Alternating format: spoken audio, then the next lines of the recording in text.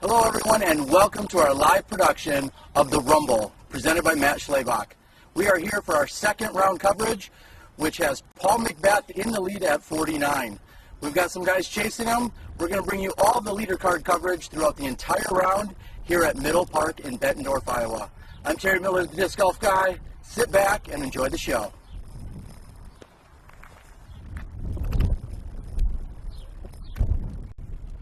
Hi, my name is Matt Schlabach. Welcome to Quad Cities. I'm excited to have everyone out here for the Rumble.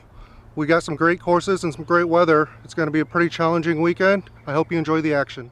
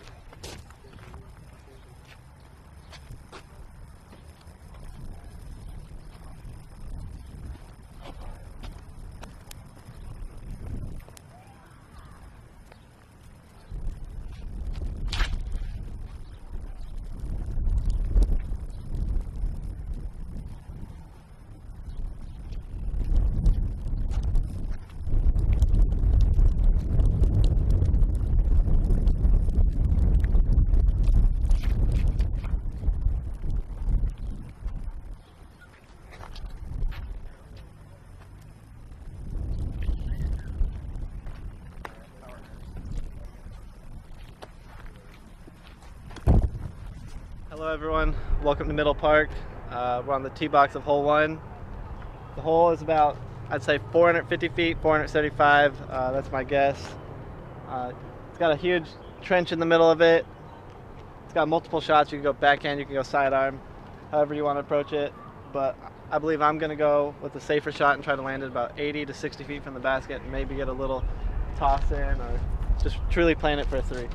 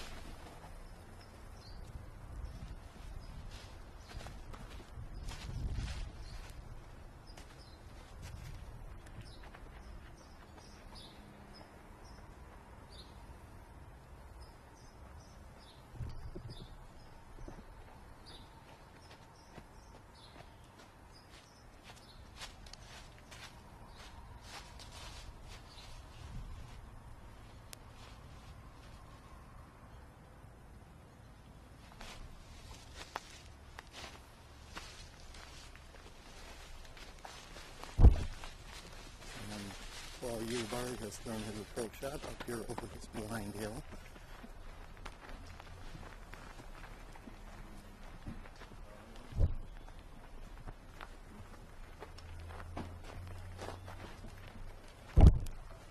Next to throw, Paul McBeth.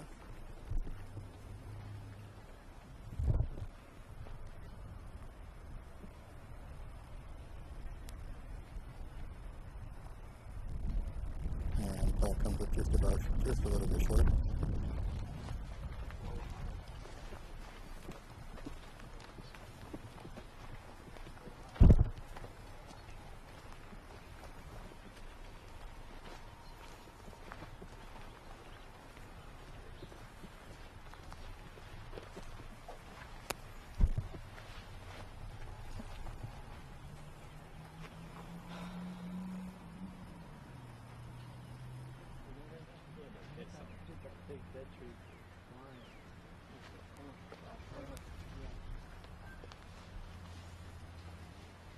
We got the players checking out exactly where everyone went.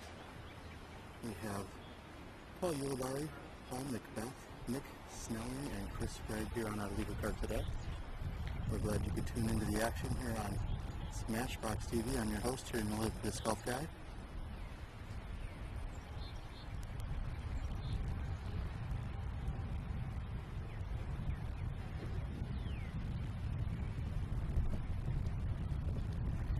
And it looked like Nick's shot, which was very close to running the right side of the chains for an ace. He says that he has gone a little bit deep here.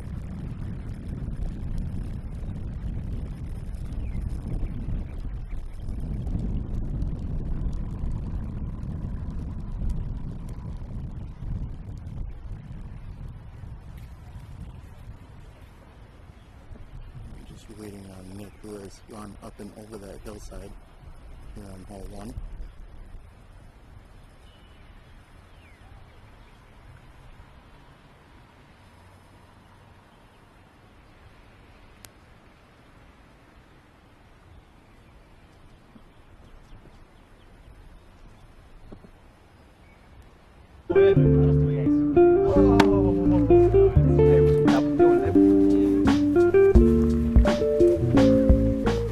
What is like the thing that tells you the disc is done? When are you like, now this is ready? When he puts it in his bag. He says that. When he puts it in his bag, it's ready. Yeah, we kind of throw it, test the different runs, and go with what's flying the best, most consistent. We can go up and down with different weights to change the flights and do different stuff as we're testing them. You know, different colors matter also. So the weight's going to be more weight now. The weights are about 8 grams difference. We make and design the mold to do a specific thing. So we're out there testing the mold, testing the plastics to make sure that's how we design the disc so it can fly the way we want to.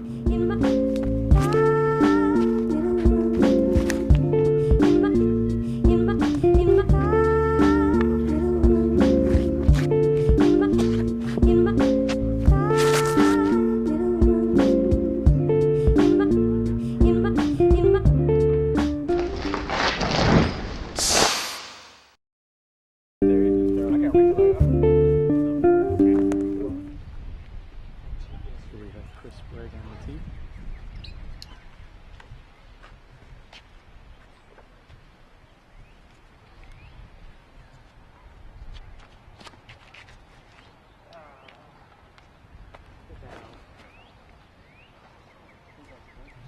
And looks like Chris a little bit short on that. That's wet.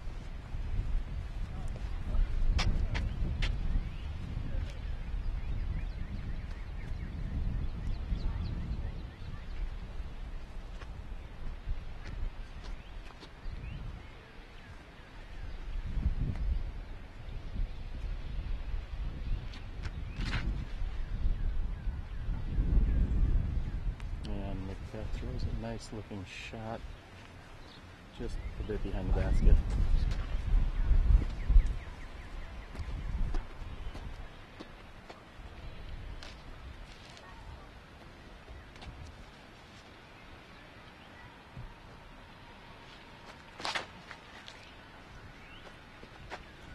And Paul Ulibarri's throwing a beautiful looking shot just underneath the basket, very close to going in.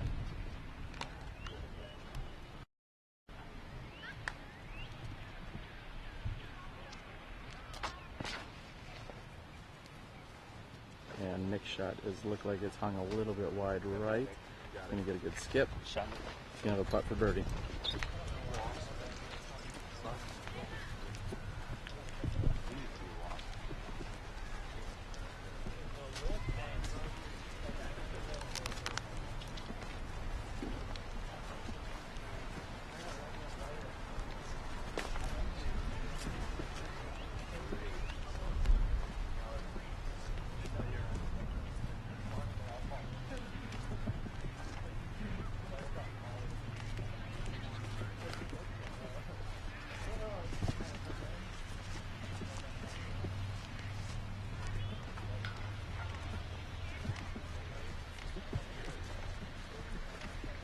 And as we walk down the fairway here on hole 2, it's an absolutely gorgeous day in Bettendorf, Iowa.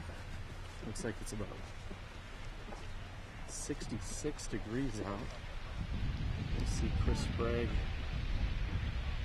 has come up short and left on his tee shot. Looks like he has gone out of bounds. He's asking for the small gathering of people to move.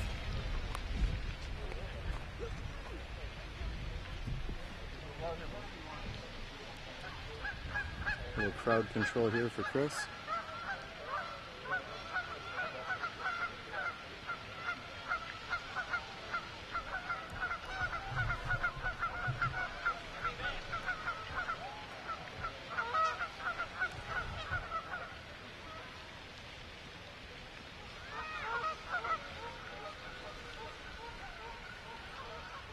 And Chris throws his shot to within 15 feet of the pin. They had posted on my wall.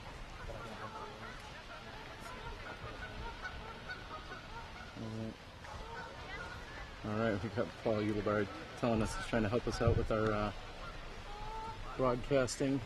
And we do apologize for any technical difficulties here that we're going through, trying to get a few things adjusted.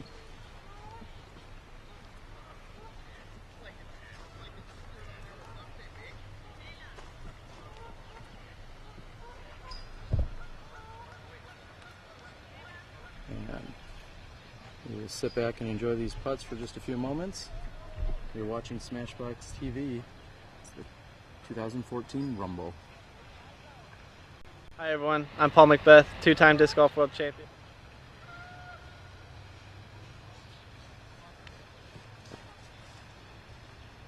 Next best putt is a little bit short and left.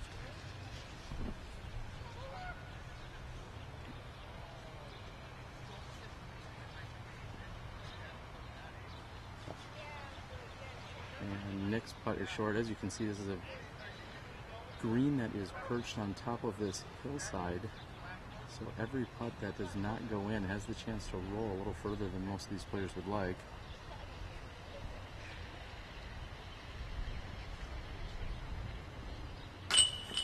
Paul's anhyzer is no good.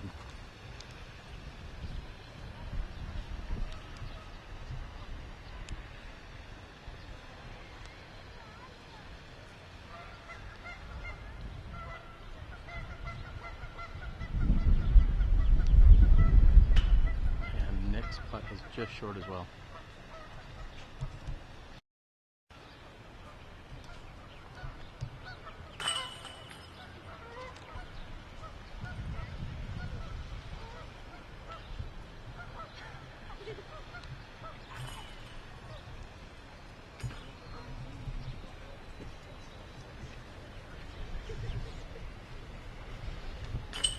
And Chris taps in with the left-handed shot. And that is hole 2. Let's check out hole 3.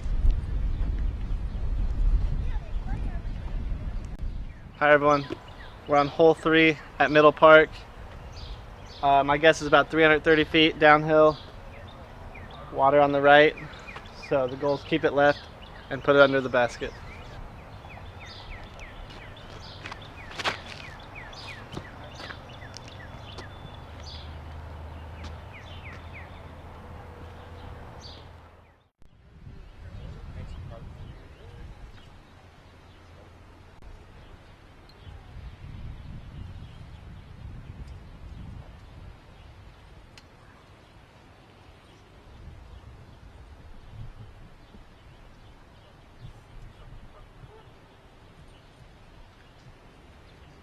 We are here on hole 3. Paul McBeth is on the tee.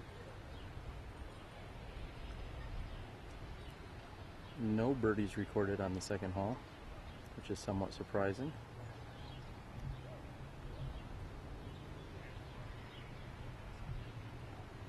And Paul appears to be standing down. He knows that if he were to go long on this shot, he would possibly interfere with the second card that is standing and waiting on hole 4.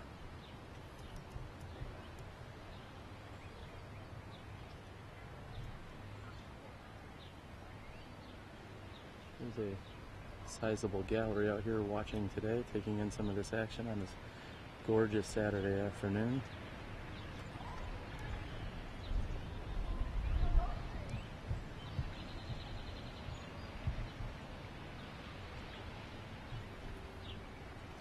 light winds out here today, not too strong at the moment. Sounds like we could get some nasty weather that rolls in tonight and tomorrow. We're going to hope that isn't the case. Here's Paul McBeth.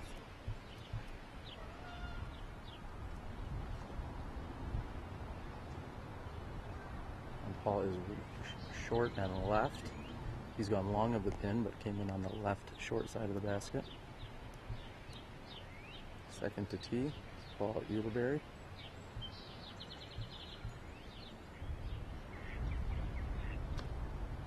A beautiful shot by Paul, coming up just a few feet short of the pin.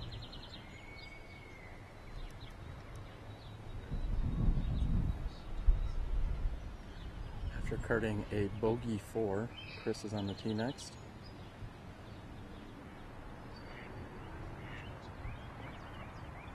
And Chris has gone wide and did not hyzer enough to get near the basket. Also carding a bogey 4 was Nick. And Nick comes up just short but skips towards the pin. Looks like he's left himself about 20 feet to the pin.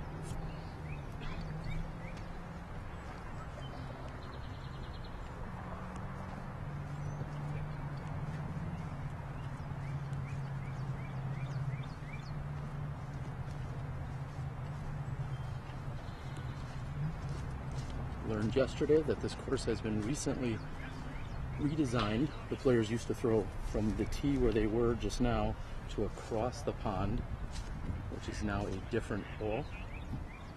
So there's been a slight reconfiguration of the course in the last few years.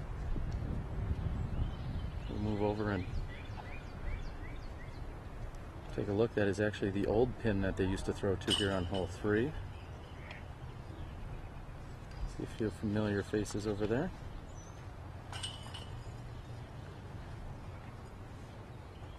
See Zach Kobus, Justin Lammers, Sean Butler, all tapping out right now.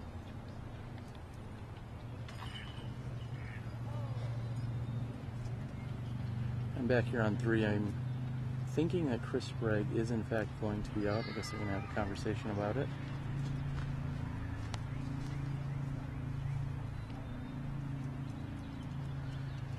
It looks like Paul may be just a bit further out than Chris. This is Paul McBeth for birdie.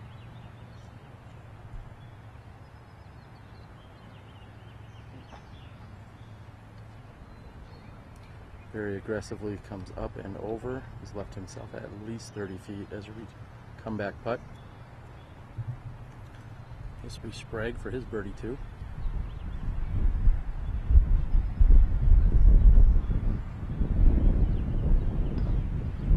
Just next to the basket.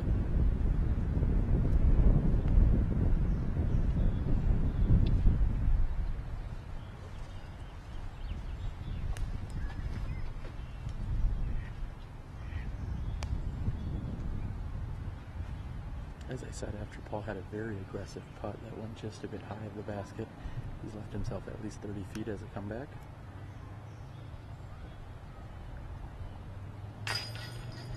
With no problem, he puts in for his par 3.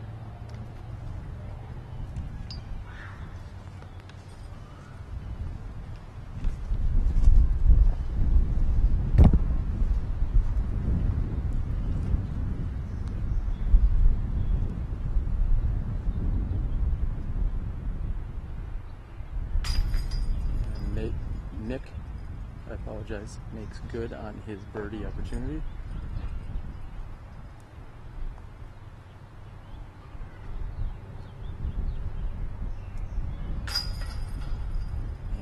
Chris, in his unique fashion, puts in with his left hand. Well, there you have it, ladies and gentlemen. We're through 3 holes. Let's check out hole 4. Hi everyone, we're at Middle Park, hole number 4. Plays just over 400 feet. You got OB on the right, stream up there on the right, rocks with a painted line, and then pretty open on the left. So if you're going to make a mistake, make it left.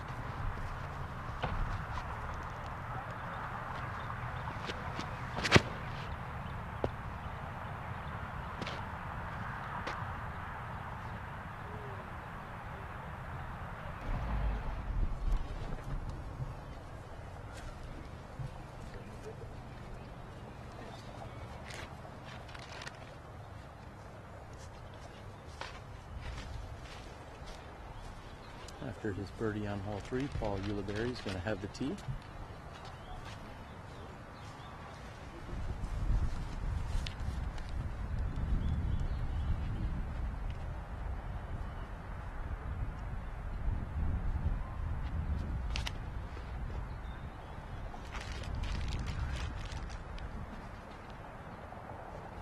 And a very nice shot by Paul.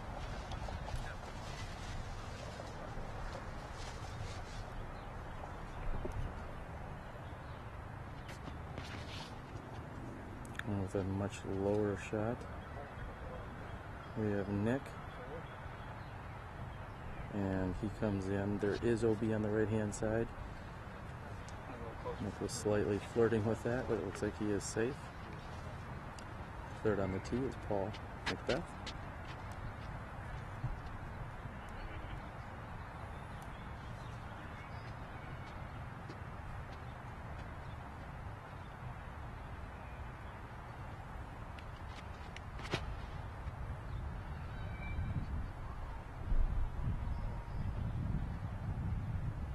And Paul looks to be just left of the pin.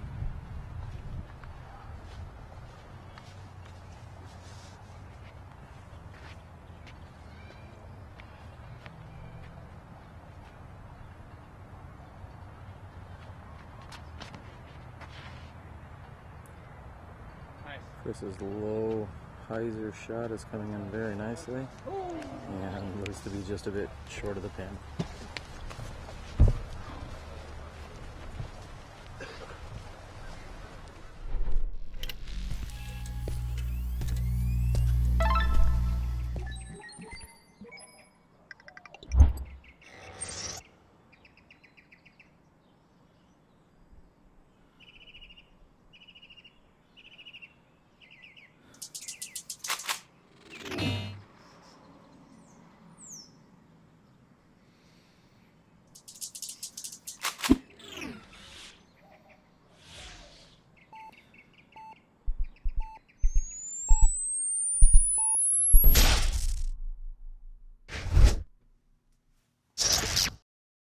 Play with confidence.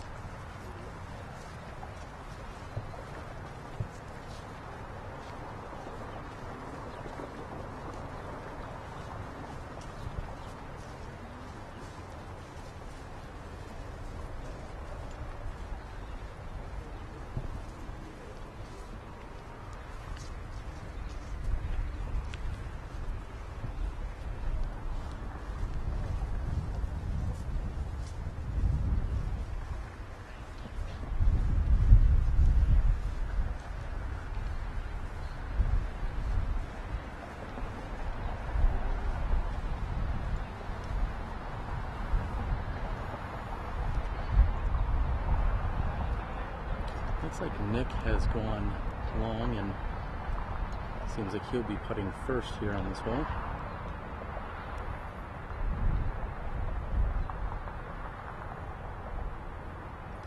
Nick is definitely going to have to contend with what I believe is a lilac bush.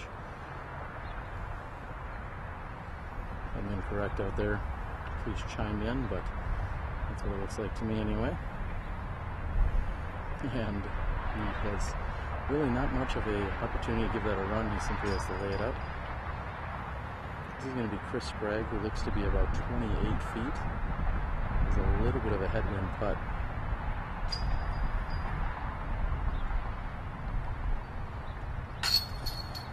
And the wind may have lifted that slightly. He came in a little bit high on the left. He's going to have to settle for a par. And Ulibarri puts in. Paul McBeth has put himself within 6 feet of the pin. He will be targeting a birdie 2 as the Nick and Chris will be tapping in for their threes.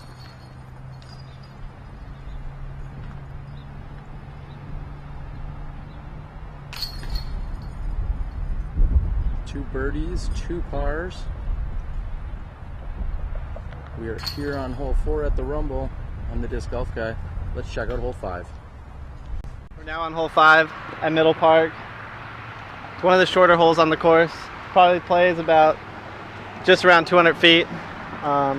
We got OB on the left, OB on the right. I believe it's actually an island. You got multiple shots. You can throw backhand, sidearm. Just put on the island and you got to look at birdie.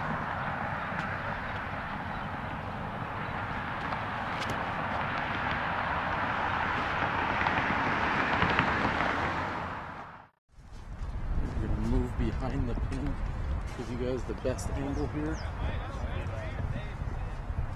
As you can see, just behind hole 5's pin, up on top on hole 6 is the tee shots.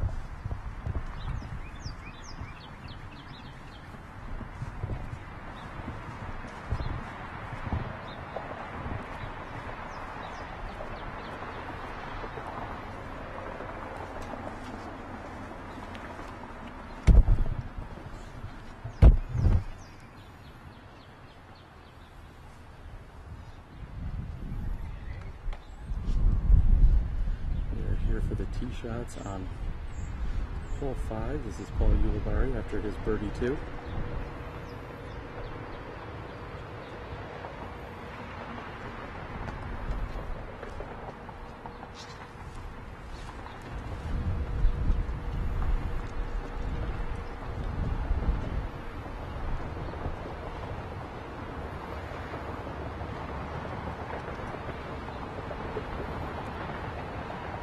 Interesting to note that yesterday Paul threw a Nova off the tee, but today there seemed to be a little bit more headwind. Looks like he's thrown a destroyer and done so within 6 feet of the pin.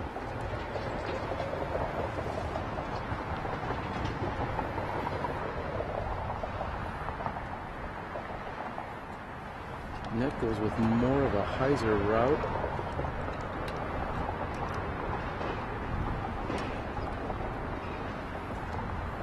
Third, I apologize, fourth to tee, it's Chris Sprague.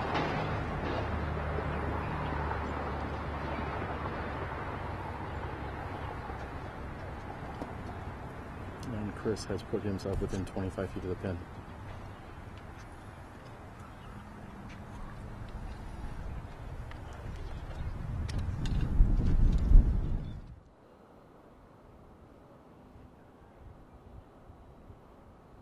I'm AJ Risley, and this is The Gauge.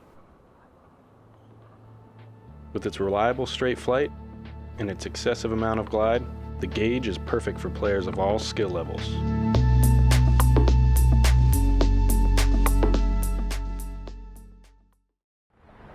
And so many others that have logged in, have watched, have commented, shared, liked, viewed, tweeted, and everything else. We thank everyone that has come out and support us in any capacity. We are excited about the future of SmashboxxTV, what else we can bring you for the rest of the year. We have locked in some amazing additional events in the Maple Hill Open presented by Vibram, as well as the Ledgestone Insurance Open, and next weekend the Minnesota Amateur Championships. Here's Nick Snelling for birdie.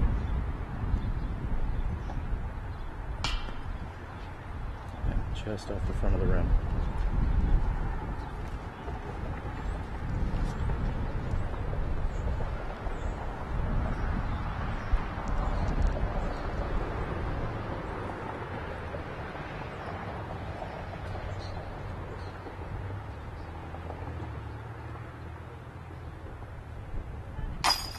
And Paul makes good.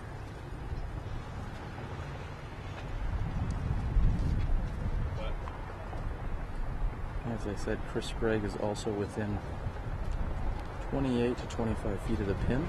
Probably slightly downhill birdie opportunity.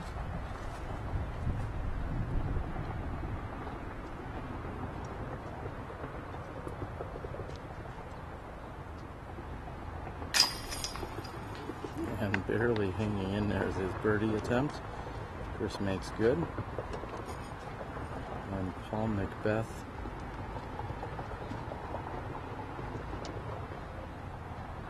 just a few feet of cleanup here. We have birdies by McBeth, Ulibarri, and Sprague. Nick Snelling taking the single par. That is hole 5. We're going to experience somewhat of a backup here on hole 6. See if we can catch up with some of the players, see how things are going. As I said, we got a great gallery out here. Lots of people checking it out. In fact, we were waiting. There is the second card is still on the tee here. There's going to be a lengthy hold up here on hole 6, as both cards 2 and 3 are backed up. Correction, cards 1 and 2 are here.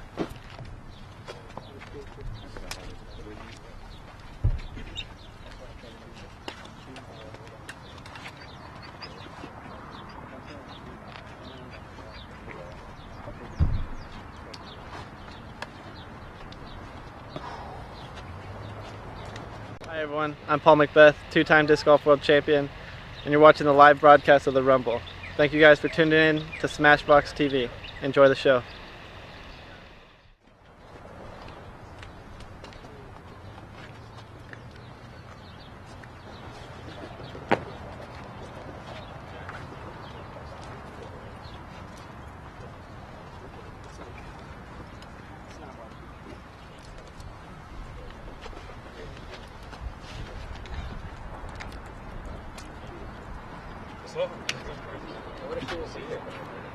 David Wiggins recently celebrating a birthday just a few days ago.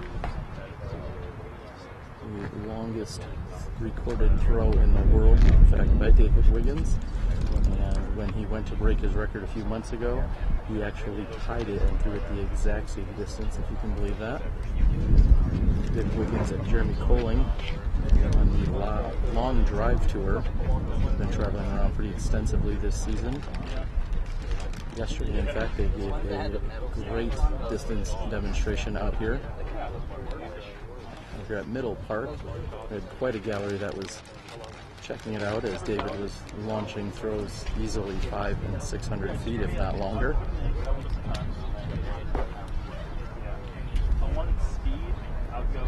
As I said, this is a slightly redesigned hole, as a few of these holes have been. 3 through 7 are a little bit newer to the area, or not as the course originally had been installed. They felt that this had flowed a little bit better. Unfortunately, with such long throwing professionals here, they really need to wait for the green to clear, because some of these top throwers can reach the green here in one throw. I believe the hole measures in around 600 feet. There is OB on the right and on the left.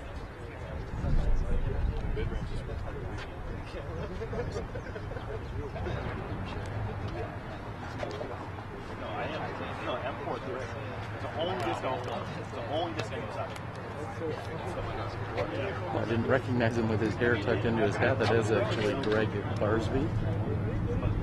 Also, I believe, looks like he's on the second card.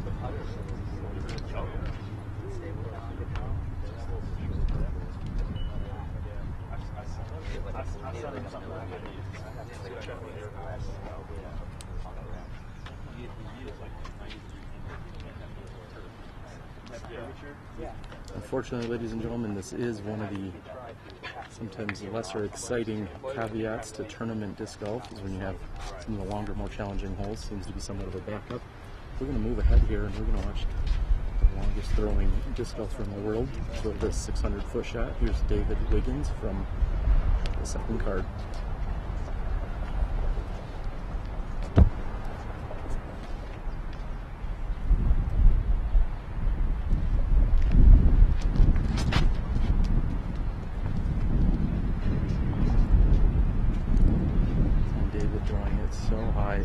It's hard to follow, and it looks like he's throwing a beautiful shot. Sit down. And the fairway just needs Come to on. sit. Unfortunately, it looks like it has rolled into the OB on the right.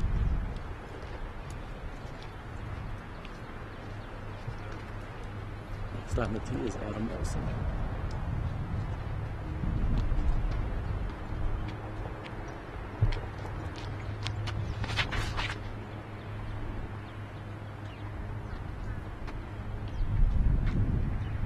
With a much lower shot. Looks like he is good on the fairway. Third to tee is Greg Barsby.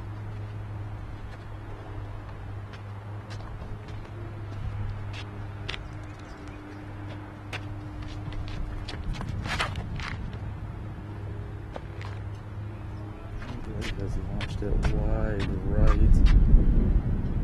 And it's tough to tell if that made it to the water or not, or if it is inbounds.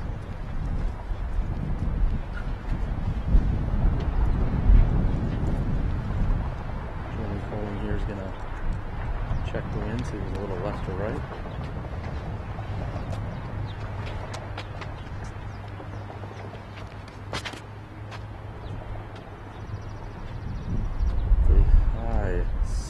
Heiser. Colin has thrown a very nice shot. There you have it. That is the second card teeing off here on hole number 6. You're watching the action live here on SmashboxxTV. I'm your host, Terry Miller, the Disc Golf Guy. We are in Bettendorf, Iowa, at Middle Park. And we are watching the second round, the PDGA A tier, the Rumble, presented by Matt Schlabach. We're now on hole 6 at Middle Park. This hole's probably between somewhere 600 to 800 feet.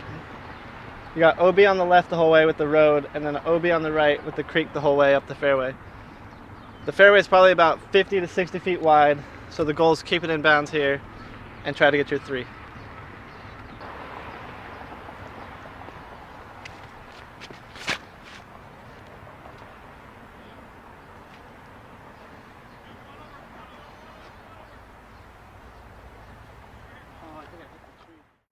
Hanging out.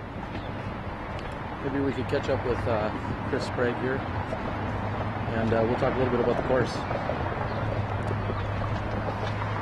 Hey Chris, how you doing? I don't want to disrupt you too much, but okay. You being a local to the area, unlike the rest of your card mates, I was just talking about some of the changes that happened on the first few holes here, and I don't know all of them, but talk a little bit about what you guys did and some of the logic and the reason for everyone at home. Well, they put a pond in the middle of hole 3, which forced the redesign to kind of switch directions and bring it back around. It used to come up the route, the fairway that we're playing now. That used to be played in reverse for hole 4, and then we would play back the other way. Well, when the pond came in, it didn't make sense, so they rerouted it and kind of just reverse course to get back. So. Okay, so rerouting, pond installation, and you yourself, we didn't see some of the action over at Camden too. However, I know you're very instrumental in things that happen over there, and there's just an amazing staff and collection of people and outrageous volunteers. Talk a little bit loud and clear for everyone at home. Give your shout outs to all the right people, if you can remember them all. Yeah, absolutely. We have a Monday work day. We've had 600 work days in 6 years, and we have Gene Matichek, Michael Whiteside, Mike the Axe Freestad, Josh Ray, Ian Carnathan, Tony Williams, myself, and we've had over 200 volunteers throughout the course of it being put in. You got them all filed right here. Every one of them. Okay, well, so it's how did that course treat everyone this morning? Did it play as you envisioned when some of the top players in the world come? Did it play as you expected it to? Yeah, I know I can't design for the 1%, that's all I like to say. It's hard to design for the Paul McBeth when they come through town. However, I do try to make the course accessible to a variety of skill levels so that no matter what layout it's in, you can come out and feel like it's fair and challenging, even if you're an intermediate or recreational player. But I also would like it to be challenging for the top players, and there's eagle opportunities for them, and that's what it ends up being. There's some of the par 4s are shorter for them, and we have some long-term plans to put in longer tees. Okay. But in the meantime, the main course is meant to be accessible to a variety of skill levels. It actually plays great for the professional women because of their skill sets, and they don't necessarily blow around the corners like some of the open men do, but they're still required to make those professional up shots and quality placement shots, and they really love it. So women have given me a lot of great feedback from women's nationals. So. And that's half the battle. I mean, half the population. You got to make the women happy. Absolutely. Well, thank you very much. And then last question was, did you expect to see the 49s and the 50s? Just how hot were those? We weren't able to see the ratings yet, but how do you feel that those score? The course record was a 1072 in 2009 in the rain on a really easier layout, and so I was really expecting with this conditions and the time of year to see a 47 as the top, and I think Paul was really close to that, so I think it was available today. I knew somebody would get in the 40s. I didn't know how many. I was thinking maybe 1 or 2. I was pleasantly surprised to have a 50 myself. That's my best personal best on my course. So. Awesome. But yeah, I was expecting one person to break into the 40s, and I wouldn't have been surprised if nobody did. So Okay. it's tough to string 18 of them together. So. Well, there you go. Well, we had just one guy, as you said, Paul McBeth, with a 49 and then some 50s and separation after that. So you were pretty close to spot on. All right, Chris, thanks for your time. We'll let you get back. Hopefully this will be one of the few holdups we have out here, but we'll let you get back to it. And best of luck to you. Thanks for coming down. No problem. Thank you. Yeah, thanks. Well, there you have it. Like I said, that is Chris Sprague, very instrumental in all of the local disc golf action that's going on around here. Goes to show that not only is he a world-class player, but also a designer and a true ambassador for the game here in the Quad Cities and beyond. So with that being said, looks like we have some of these guys just about putting out here on hole 6. We're going to get over to our lead card. Thank you guys so much for tuning in. We apologize about any technical difficulties to get started. We're working through everything, and we hope that you're enjoying the show. All right, just a few moments, we'll get back to hole 6.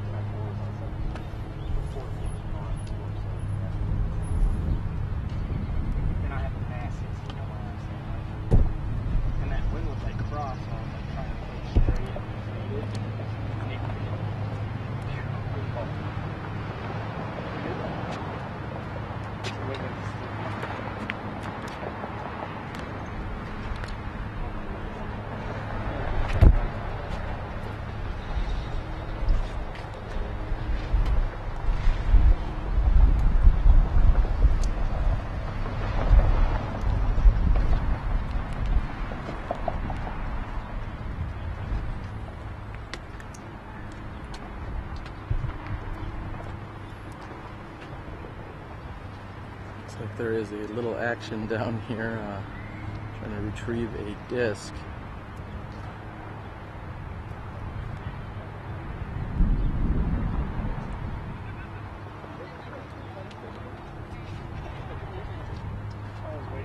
So we're waiting here on hole 6. Looks like our card is waiting on Wiggins. I'm not exactly sure what he's doing. Obviously it looks like he's trying to retrieve a disc. And as I said, in just a few moments here, we're going to be back live. I think it's done, didn't it? Must have been got the ball.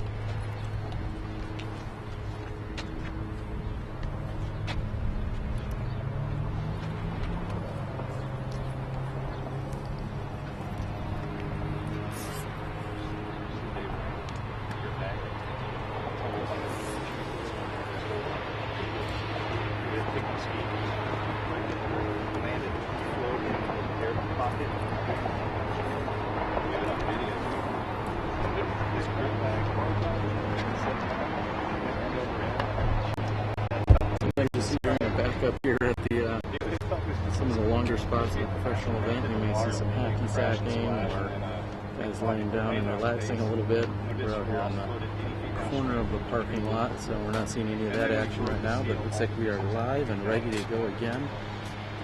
We're here with Paul Ulibarri for back-to-back birdies on holes 4 and 5. This is Paul on 6.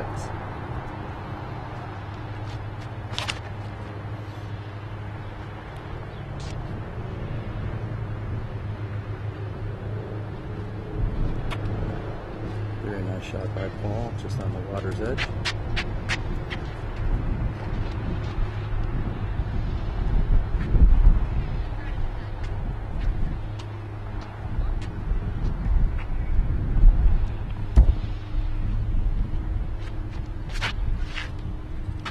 Right out of his hand, Paul knows that he had somewhat grip locked it or held onto it too long. Looks like he may still be safe down there. We're going to have to see when we get down there. Teeing up next is Chris Sprague.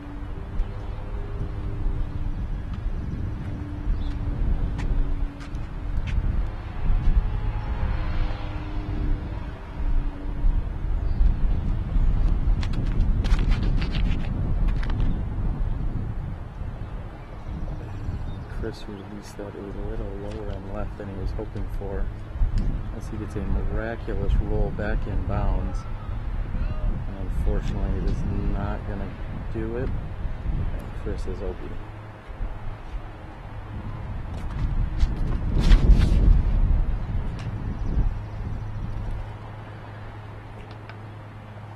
And Nick shot also hits a tree in this case and slightly kicks OB.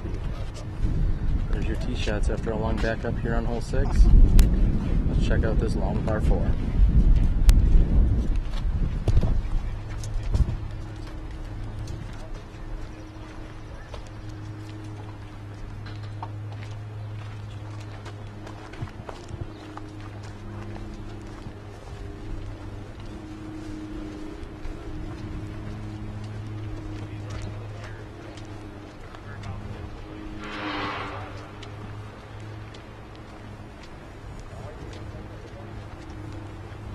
Sure enough, I was just made aware it appears that everything to the right side of this rock bed is actually out of bounds.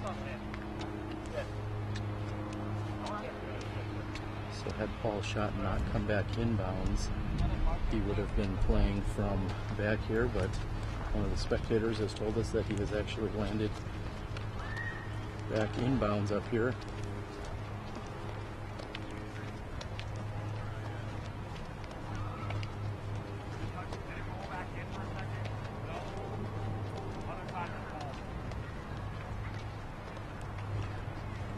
Of course, TD is up here giving us a few spots, so to speak, as to where the players were last in or out of bounds. We'll move up and check out Chris Sprague's lot.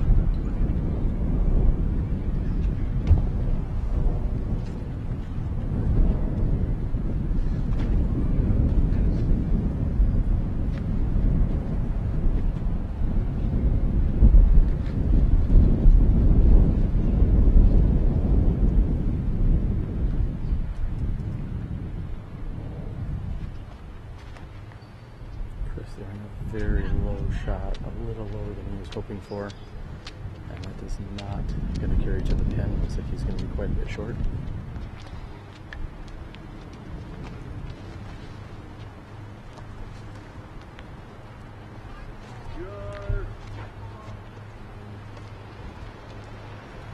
We're moving ahead. So Nick will be throwing next.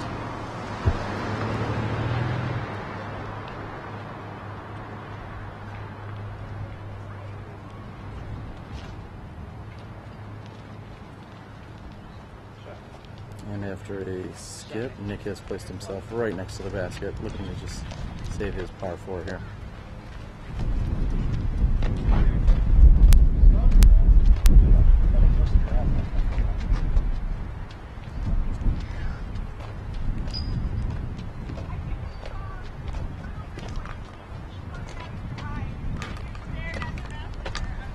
Third to throw will be Paul Ulibarri.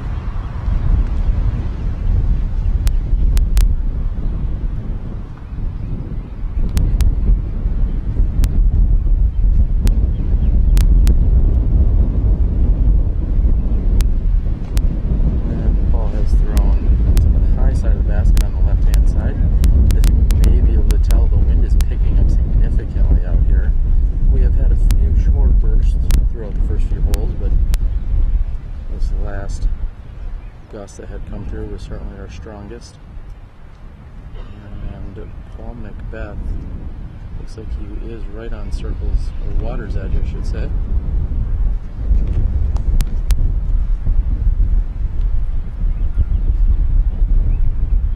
And Paul has a little more than 100 feet for his approach shot, and he does so within 5 feet of the pin.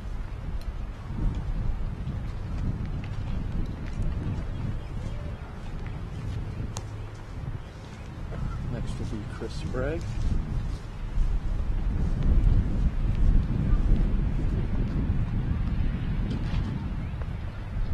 And Chris has gotten within 10 to 12 feet of the pin as well. I know Chris is ready just to be off of this hole, as he has had a few challenges here.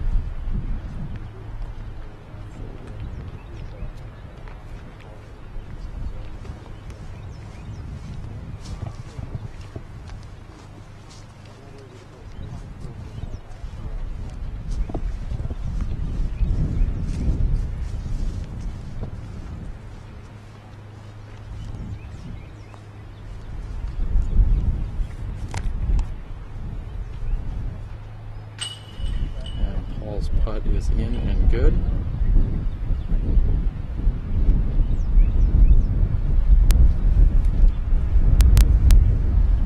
The caddy guide does tell us that this hole plays 490 feet. However, it is downhill.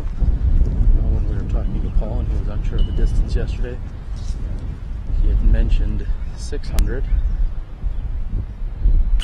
So, looks like he may have overestimated ever so slightly.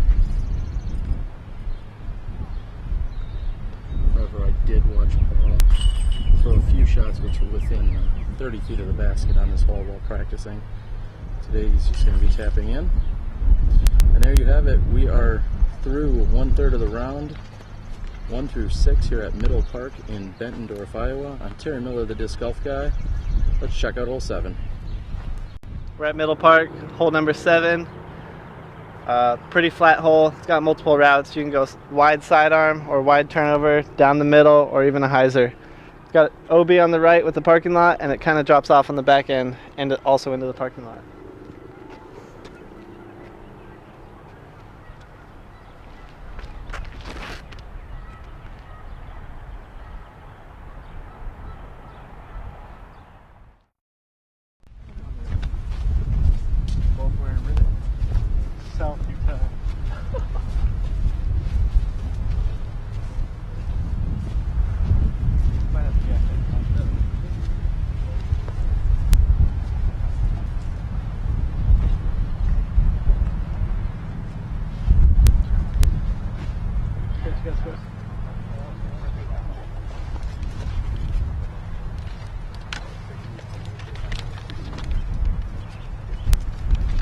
Paul?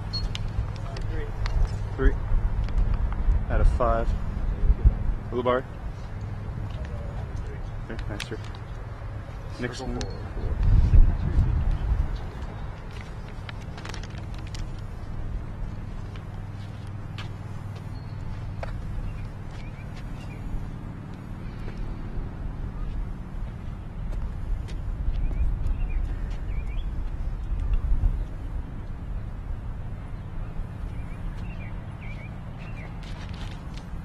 Sets up with a forehand shot. And he is just a bit right.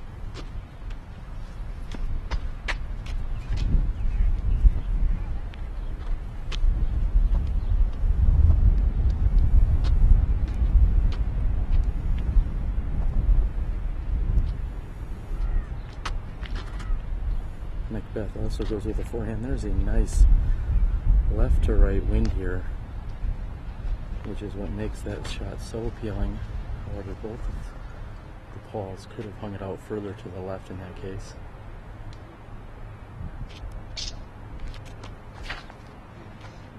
And Nick decides to go straight up the gut. Got a great looking shot.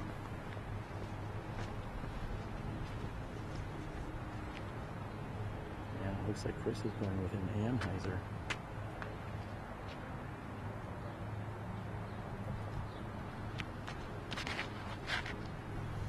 Looking for the wind just to slightly push that over.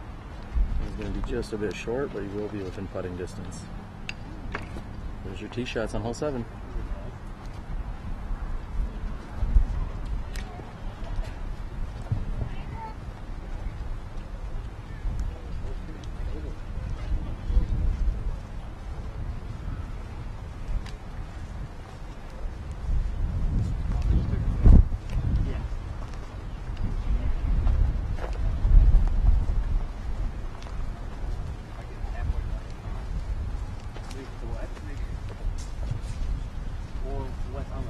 The next 2 holes will play more than 1,500 feet for these competitors.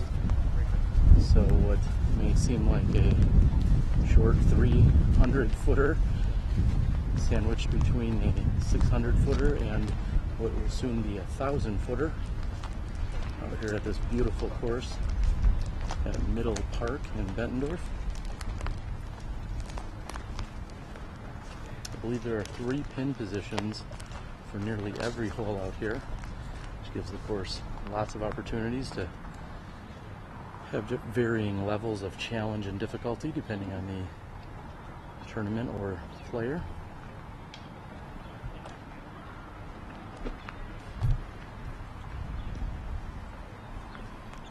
And it looks like Nick will be first to putt.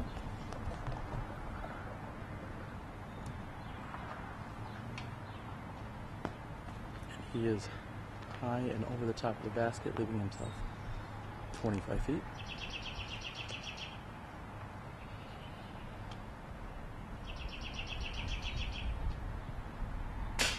Oh, and Sprague is just barely short. This is a relatively fast green. If you were on the upper side as Chris was and you were putting down at it, there is a good chance for a disc to skip or roll past if you come in too aggressively. This is going to be Paul Ulibarri for his birdie opportunity. And Paul makes good.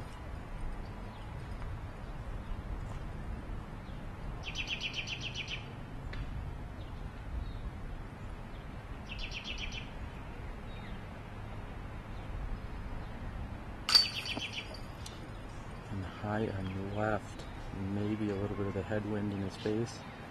Nick is going to be taking a bogey 4. And McBeth, in very uncharacteristic fashion, somehow lets that birdie from 20 feet slip away.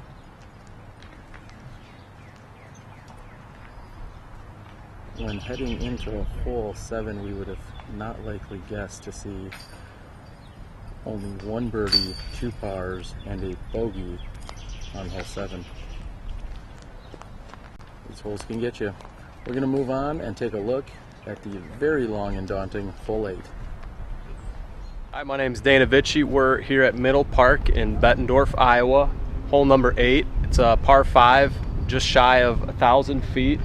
My tee shot, I'm going to be throwing a Vibram Lace to hopefully about 400 feet up on the high side of the hill to set myself up for a shot across the valley to the basket, and hopefully an easy 4, maybe even a 3.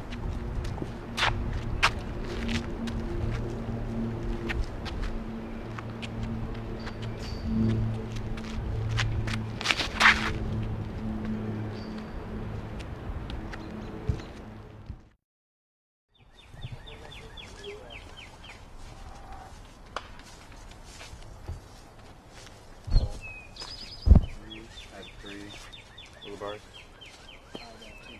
Nice 2. You.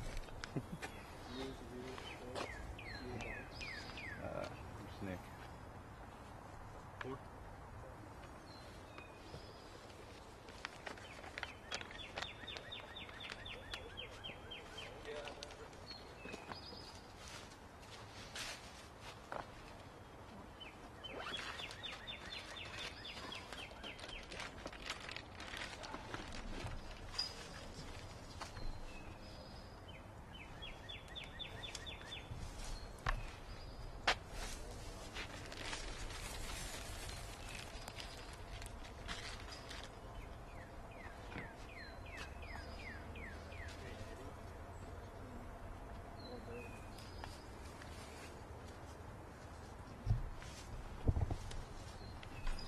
Waiting on a little bit of a backup here on the tee of hole 8.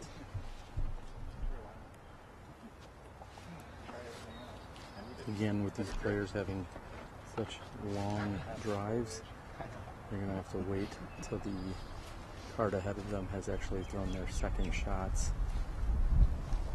We can look and check out that we see David Wiggins. I'm going to guess that his is in fact his tee shot from where he's throwing from right now. From Wiggins' lie, he has at least 500 feet to go to the pin yet. Is a slight turnover, and it looks like he's going with somewhat of a turnover cut roller. It plays down toward the ravine and then back up and to the right where I'm pointing. Again, more than 1,000 feet from here.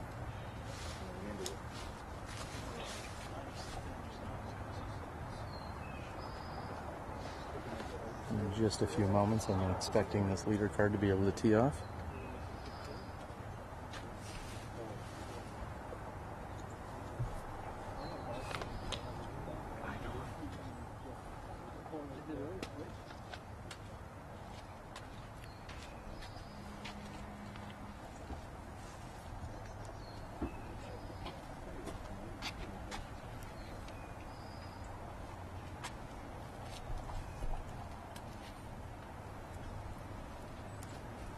We'll see Paul Ulibarri teeing in just a few moments. Yeah, it's all over the place. There's no rope? It's not. It's a ways. I don't think you can reach the road. Oh, perfect. I don't want to thank you. There's discussion as to where the OB is here. We're going to see Paul on the tee first.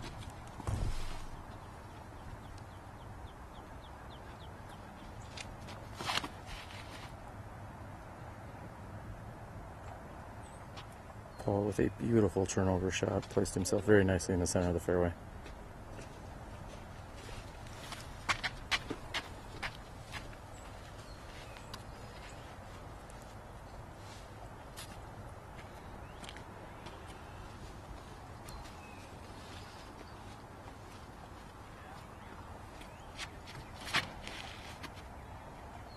Looking for a little bit more turn on that is McBeth's drive.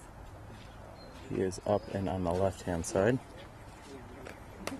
Should be short of the OB road on the left-hand side there.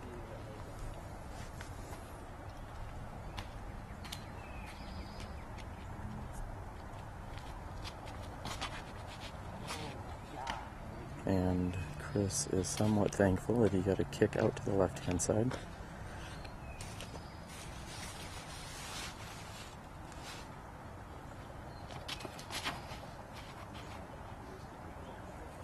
And Nick following Paul's route, throwing it up and wide to the left. There's your tee shots on hole 8, 1,002 feet.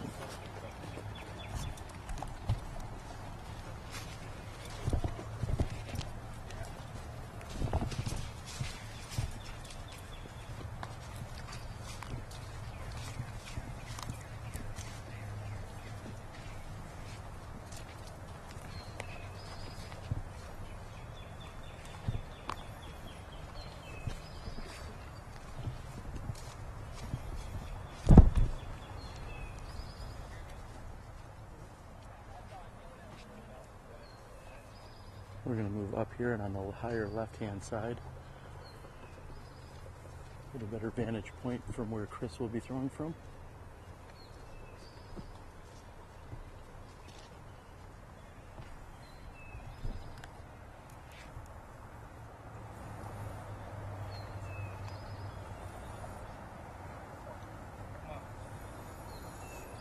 And Chris' shot has turned over into the out of bounds on the right-hand side. Looked as if that had turned right out of his hand.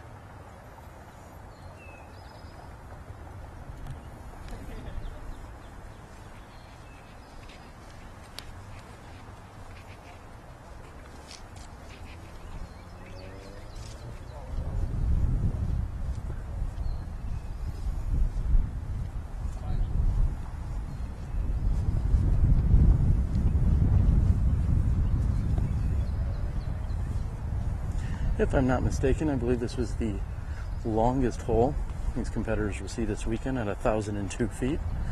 There are some very long holes still left on this course, as well as tomorrow's action at Westlake Park. However, this is in fact the longest hole, 1,002 feet, and it is a par 5.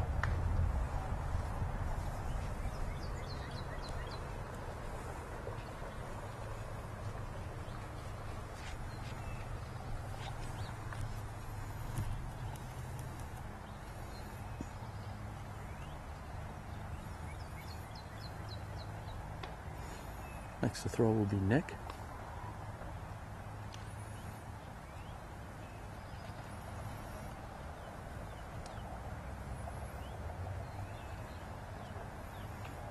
Oh, and Nick's shot was looking very nice.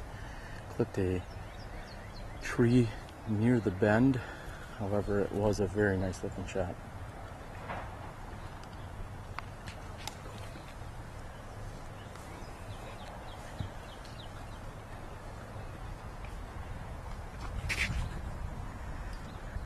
right, we got Paul Ulibarri.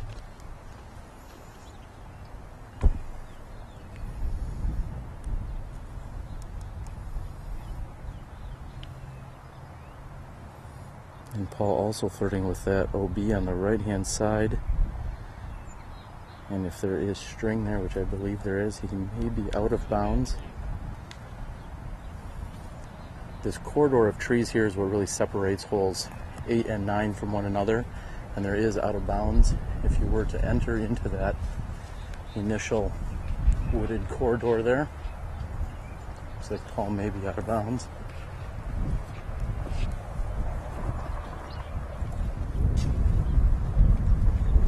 As I move out into the open, you notice that we feel the wind pick up. McBeth has put himself, although a very far drive, he is still going to need to bend this from left to right. Some may be tempted otherwise to throw out and to the right and cross the next fairway. However, that would be all out of bounds and you'd have to get past the line that is closer to the basket, so that's not really an option here. That's exactly what they were trying to avoid by putting up this OB line. They did not want players sharing fairways, so to speak.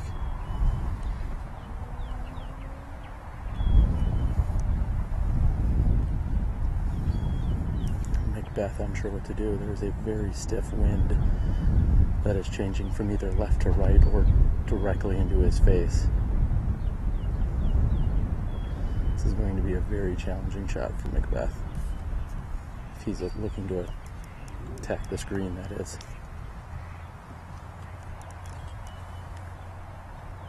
Looks like he's setting up for a Sky Anheuser. In fact, I'm thinking he's looking for this to roll.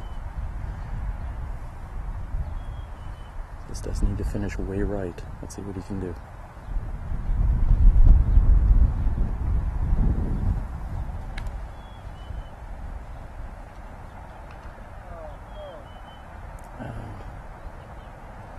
Although it has finished out all right, he will be able to get up and down. However, that is not the shot that he was looking for. Got a little too much of the trees here on the left-hand side.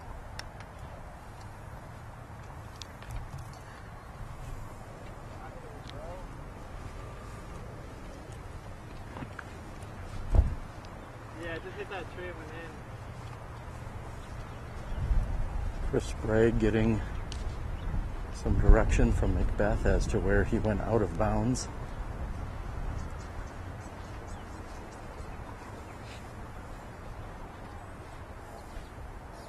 In casual play, one may be very tempted just to throw out and to the right and then actually throw up the center of the next fairway. However, that is exactly what they were hoping to avoid here and eliminate by creating these out of bounds.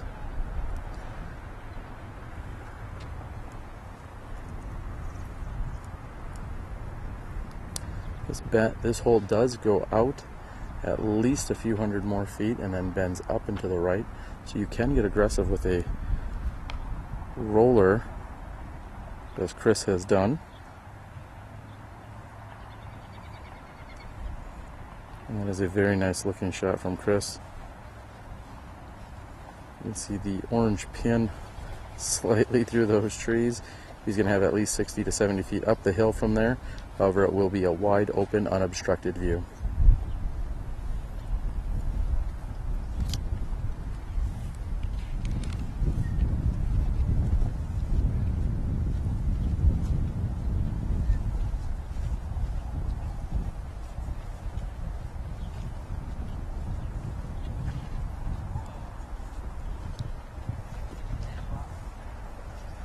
We can pan over and take a brief look as we are seeing some of the players, which are what appear to be from the third card.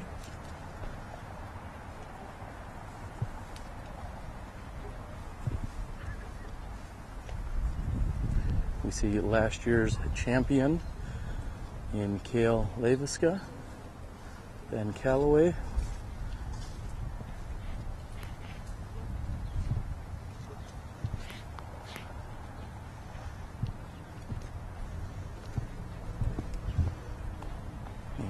Looks like Paul's disc has in fact carried out of bounds.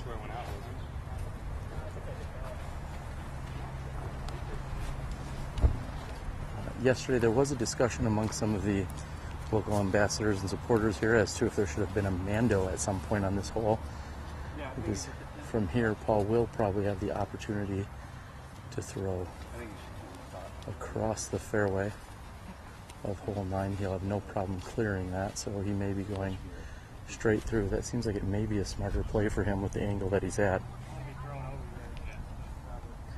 However, a mandatory, as discussed last evening, would prevent this. They would probably have a mandatory more so right on the edge so that no player would ever be able to go to the right as Paul's about to do.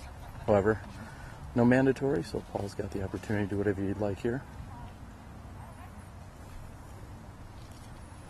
Paul's lining up his shot. As you may be able to see, the pin is off in a distance up there, sitting on a hillside. Let's see what Paul can do.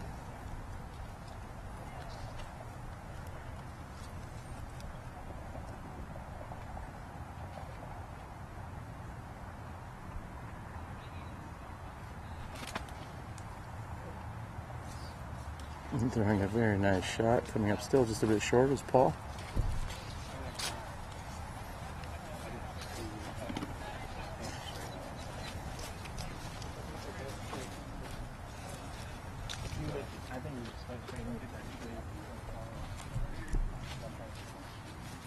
Nick also looking at a spot here as to where he went out of bounds.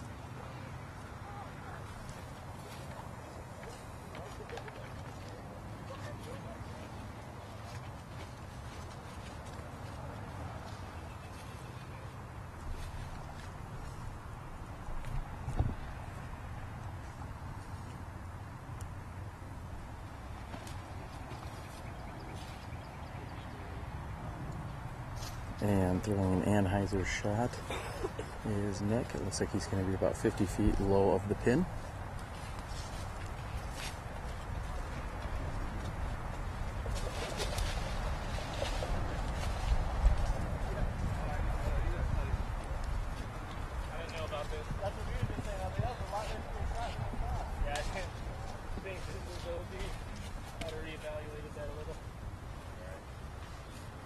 Paul saying that he did not know this OB string or line was right here, so had he thrown his shot and not crossed this line that you can see, he would have been still out of bounds. We're going to move over and watch McBeth. This is his third throw.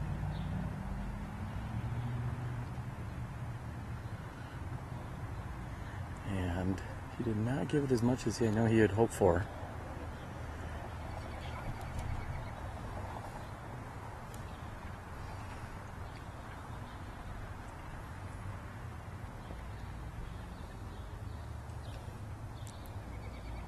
And Chris being very aggressive as he's throwing slightly uphill, no problems there.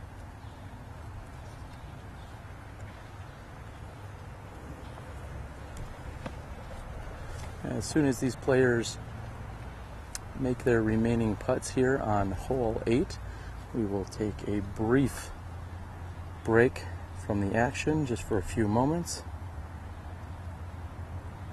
We hope you're enjoying our live coverage of the 2014 Rumble presented by Matt Schlabach. We are at Middle Park in Bettendorf, Iowa. This is the second round.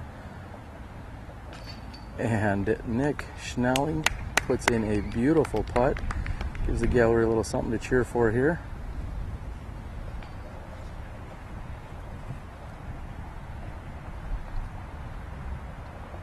Next to putt will be Paul Ulibarri.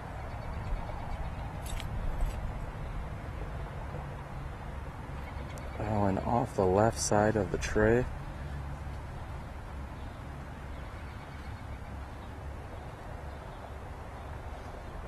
And Paul McBeth for his birdie opportunity for a 4 makes good. And there you have it. These guys will tap out on hole 8. We hope you're enjoying the live coverage. This is the 2014 Rumble, and we will be back with you in a few moments. Hey guys, it's me, Dana, again here at Middle Park. We're on hole 9, which is roughly the mirror image of hole 8, just a little bit shorter. The out of bounds, I believe, is this line on the right. See these flags, painted line. Up top on the left is the road. So you've got that to contend with, along with the side hill. So with that said, you want to throw about 350 to 400 dead straight, and that should set you up for a look at a birdie.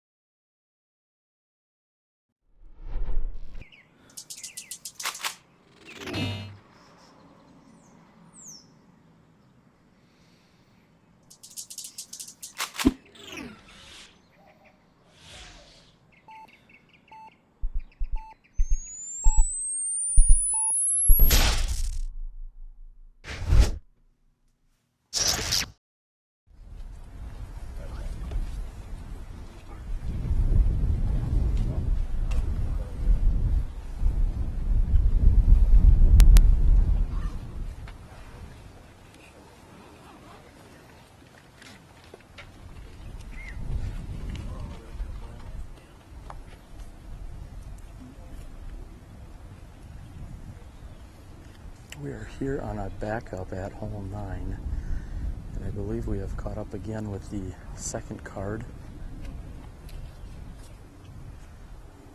As we see Wiggins and Barsby, Jeremy Coling and Adam Olson.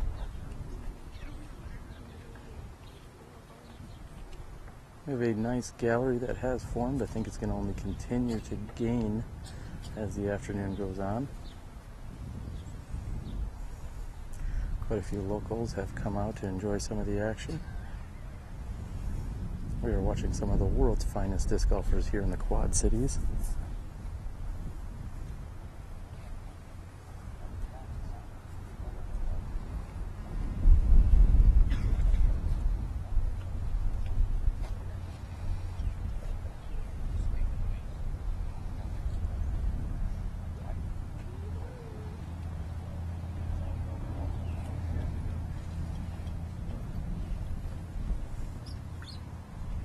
As these players are waiting on what is, I believe, another par 4 after playing this par 5. They're on a par 4, hole 9.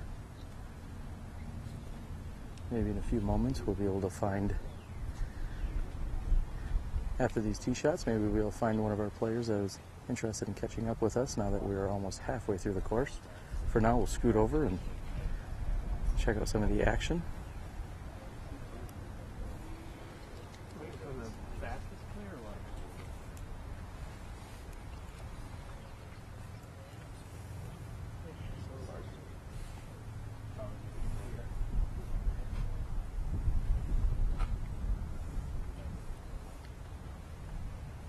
Maybe once these guys have teed on 9, we'll catch up with one, Paul Ulibarri. I believe Paul's mom is watching from home. I think she chimed into Facebook. Paul, we'll catch up with you right now as we're waiting. Anything to say to all your fans back home? Sorry about the 6. Just kidding. Okay. I think your mom, I believe, had reached out, said that she was watching some of the action today. Is that right? Yeah, she's always supporting and, one of the best moms ever. Love her to death. That's awesome. And what are you doing after this weekend? I know you're focused on what's going on. You got a lot of golf yet the next 2 days, but where are you going next weekend and beyond?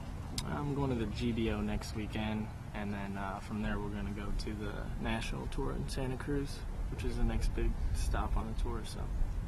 All right. We're going to move over and watch Greg Barsby, who has unleashed a beautiful drive here on hole 9.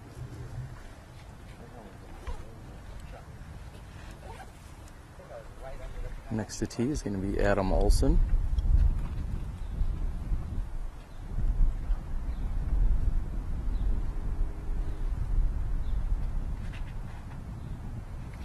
Adam with a very smooth and fluid approach to his driving technique. And then one of the biggest arms in all of the game, David Wiggins.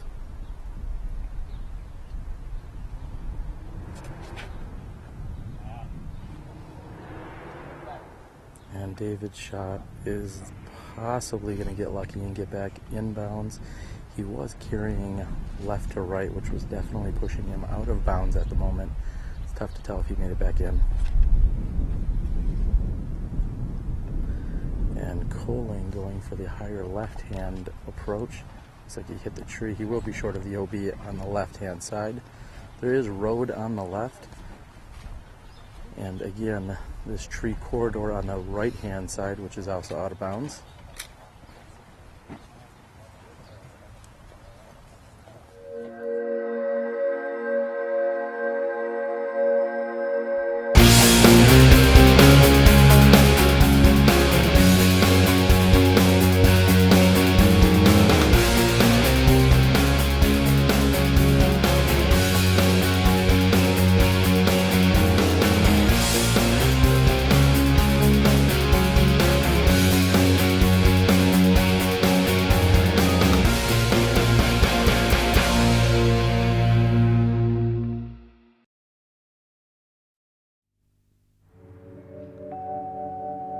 It's all about practice, preparation, and routine.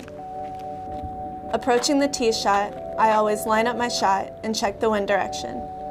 Always take into consideration the trees that are out there and the out of bounds that are marked off.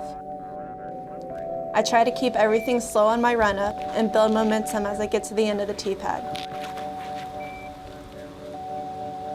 Trust your shot, believe in yourself, let the disc do the work. Legacy discs. Play with confidence. Quite differently.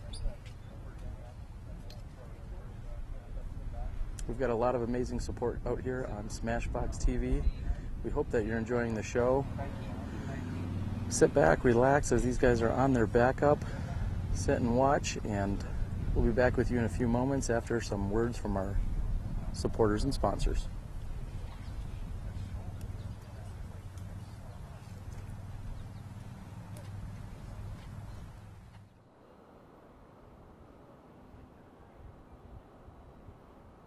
I'm AJ Risley, and this is The Gauge. With its reliable straight flight and its excessive amount of glide, the Gauge is perfect for players of all skill levels.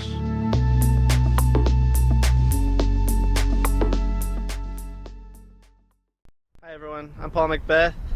I'm out here on the Quad Cities for the Rumble this weekend. It's Friday, and I actually just got into town. I actually had a unique experience, which is pretty awesome. I went to Grand Rapids for a few days. I have some teammates out there that were playing a concert, Brandon Wooten and Ryan Belcher. They play for Framing Hanley. They were opening up for 3 Days Grace. So they were kind enough to let myself and my brother go out there and watch their concert and play a little disc golf with them. It was an awesome experience. Great guys, 3 Days Grace. Those guys are awesome. We were able to go backstage, watch the concert from back there, and meet everyone and just see how it all goes down. So it's an experience I'll never forget. I want to thank those guys. Give a shout out to Innova Champion Disc for connecting us and growing the sport the way that they do. And check out the tournament this weekend. I know they'll be watching. You guys will be watching, and hopefully we put on a show.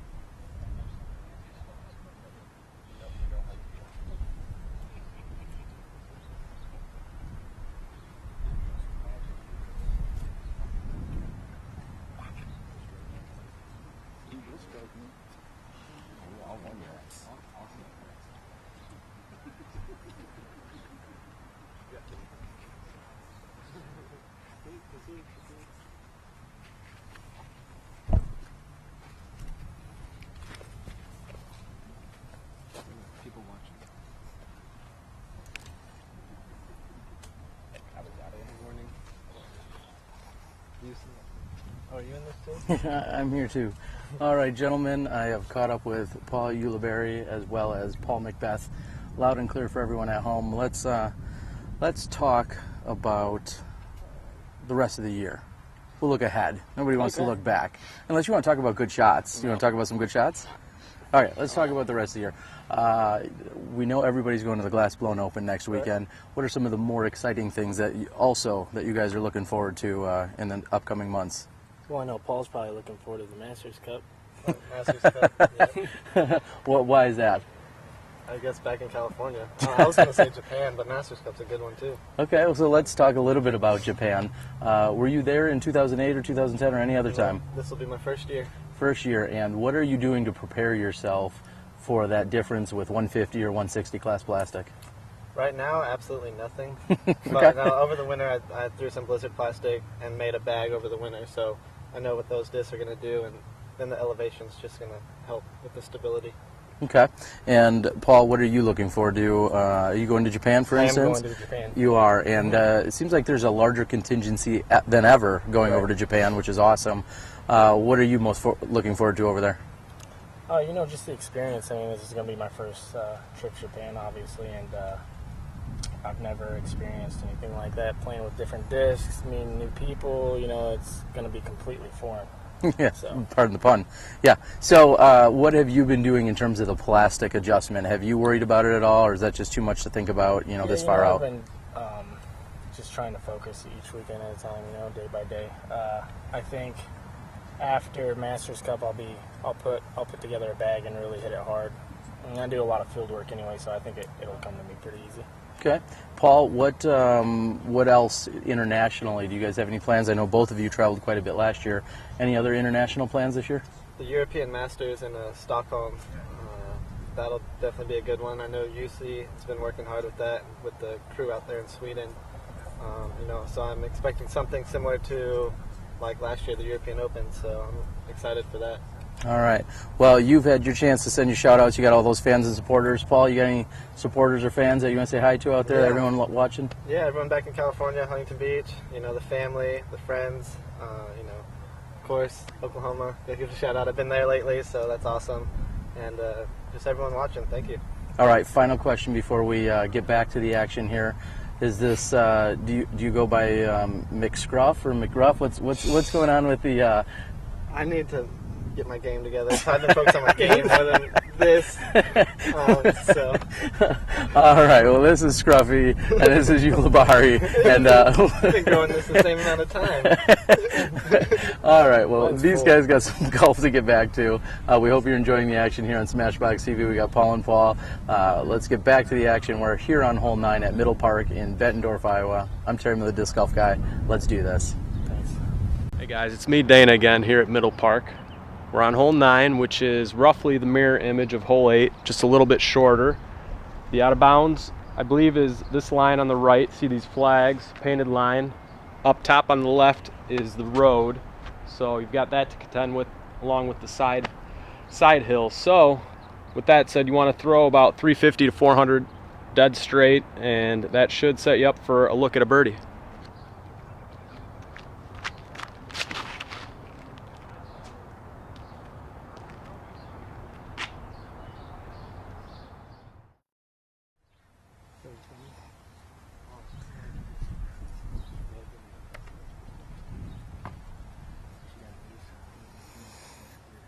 As we said, we are just waiting here, and it should be a few moments. They're going to have what look to be one or two approach shots, and hopefully a few tap-ins.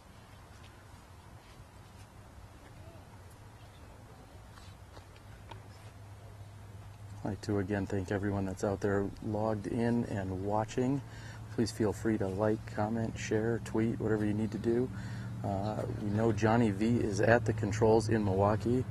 So thank you to Johnny V, who is holding things down out there, bringing you all of our post-action stuff. We are very appreciative of what's going on. Thank you to anyone else that's out there.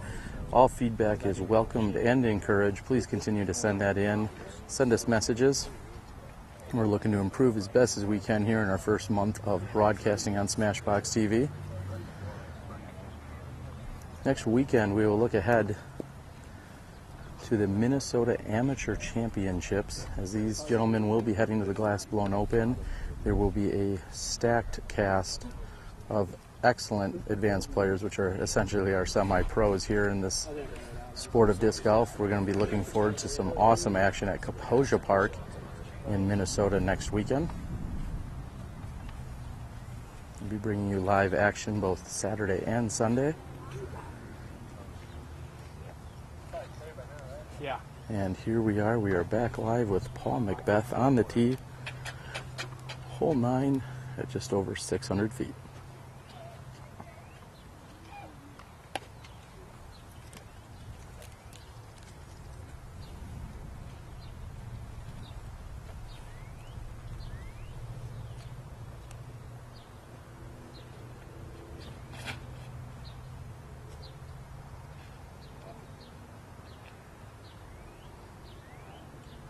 And a very nice shot, as the pin is directly behind the tree that you're looking at in center view.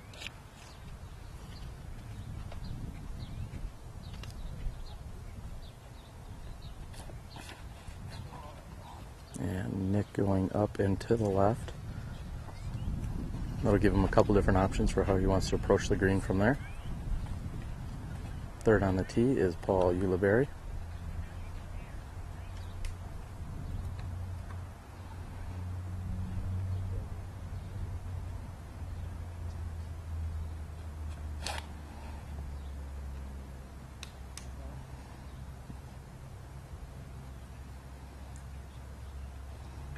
Paul throws a very nice looking shot. After somewhat struggling here on hole 8, we have Chris to tee 4th on hole 9.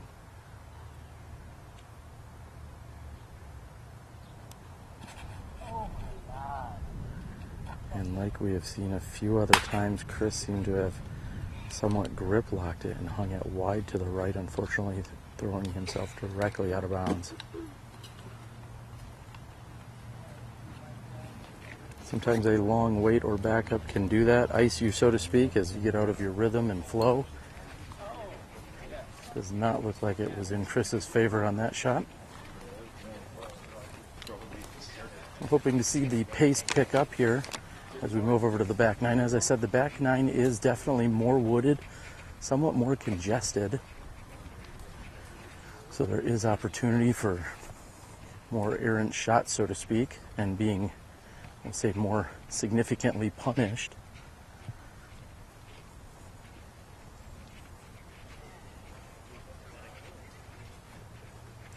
And although Chris did get some forward distance, it did not come back inbound, so he will be taking it from where he was last inbounds.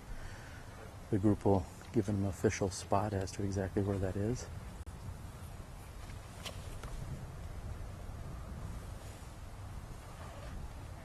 I think right where you were, hit that big tree. Yeah.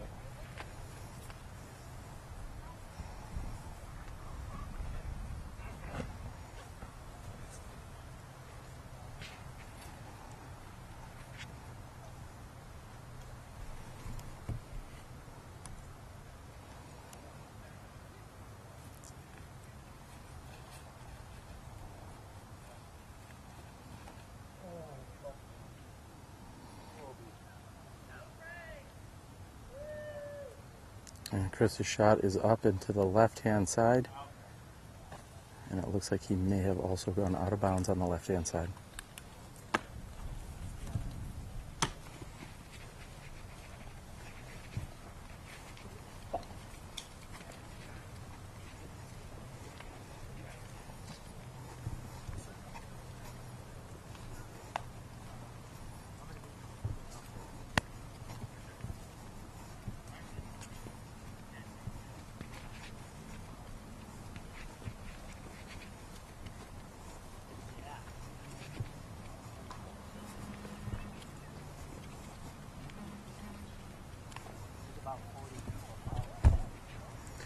Looks like Nick's tee shot had also gone out of bounds.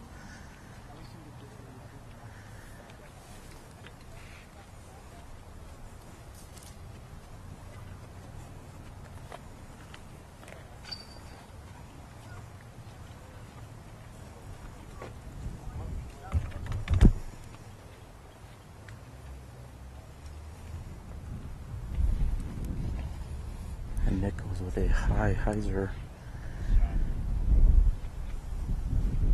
with what looks to be a pretty good shot from this angle, although it was a blind shot.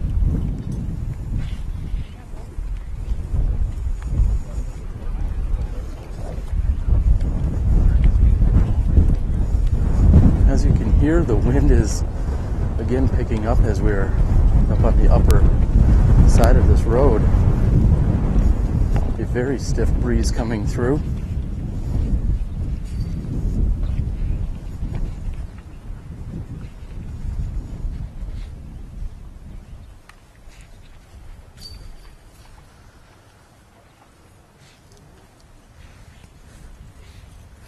Ulibarri will be throwing next.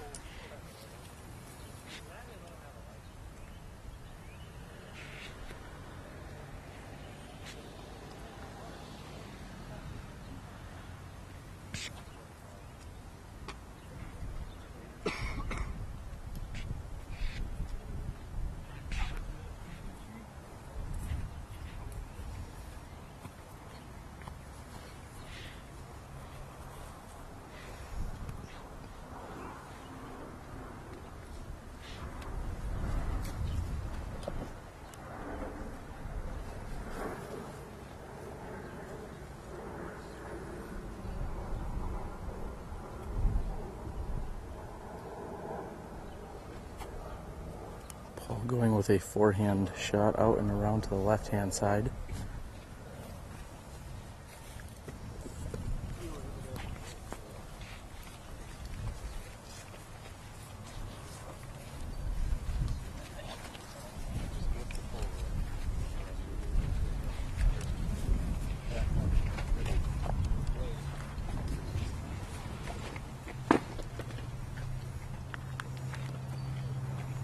Chris is going to check out exactly where he needs to approach this green.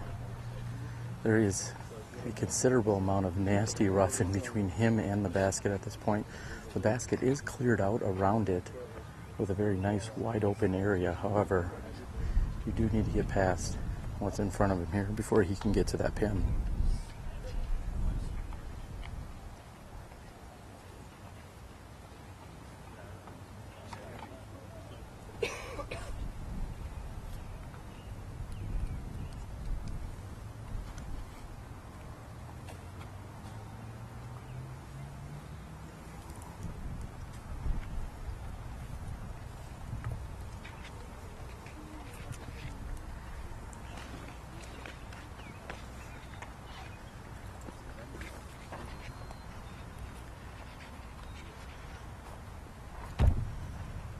And once we position ourselves here, we may actually finally be able to see that pin. It's a very challenging shot. Looks like Paul's going to probably go with a forehand. That's what he appears to be lining up. When he needs to come in, if you can see, the pin is actually tucked right back there.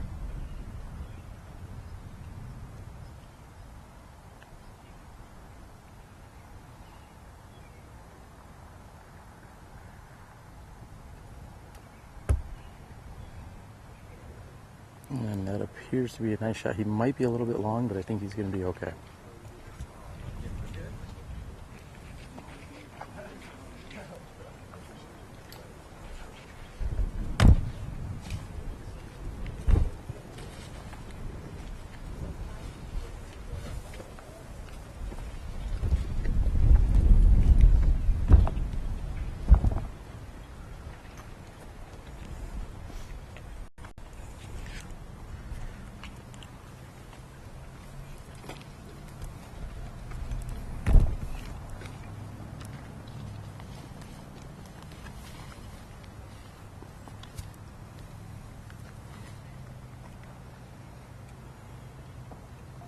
A very nice looking shot by Chris, although there is a lot of shoal and rough over here.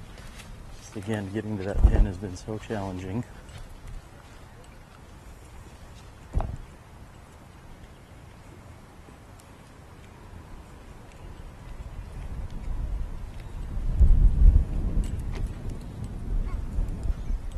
We'll have Nick And just nicking off the side of the basket, so to speak.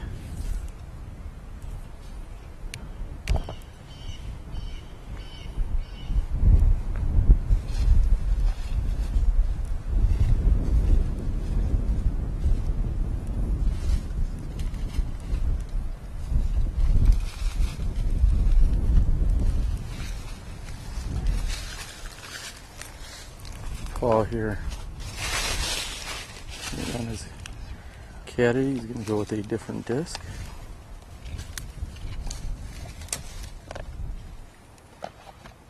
Or 4 or 5 different discs.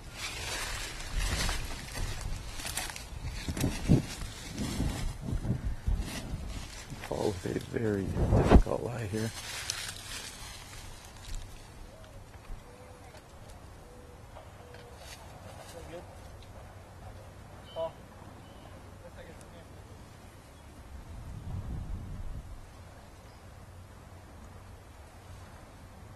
And Ulibarri with the first time I've ever seen him bust out a lefty putt. It's certainly his best option there.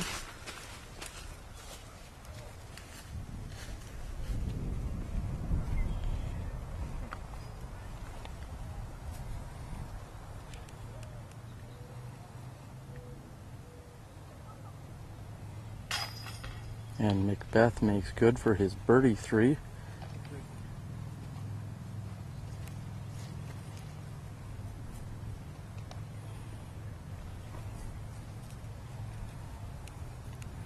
Nick has left himself with approximately 18 to 20 feet.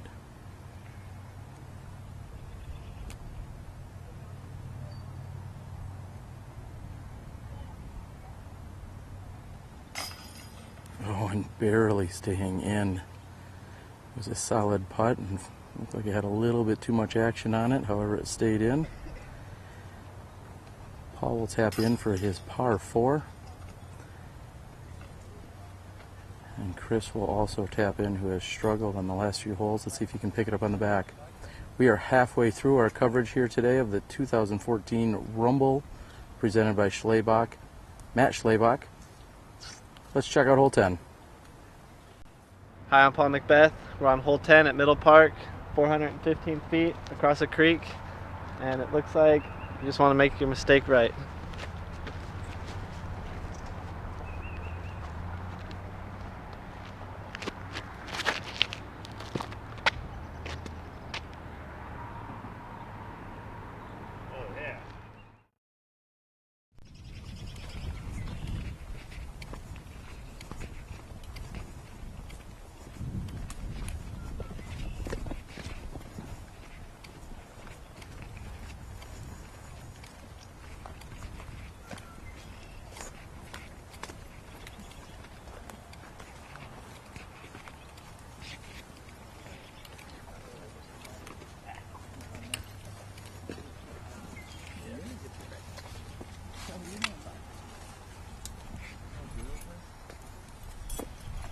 And not all too surprisingly here on hole 10, it looks like we're going to have a little bit of a backup.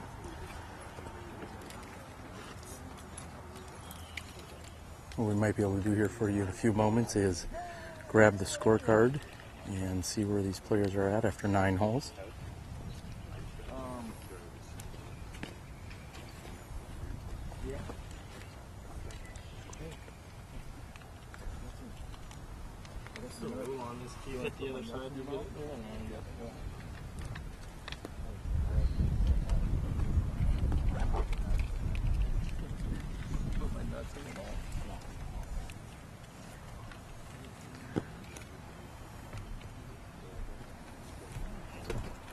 Now Paul Ulibarri checking out that caddy guide just to clarify the exact rules on how this is played. Players are attempting to go over the river to the basket that you see in front of you. However, Paul was verifying if you were to hit on the inbound side across the river and then go OB, where you would get to take your lie. I do know there's a drop zone on the left-hand side of this fairway. However, I'm not sure exactly when it comes into play. As soon as Chris is done taking scores, we'll check in with the scorecard and verify where the entire group is at.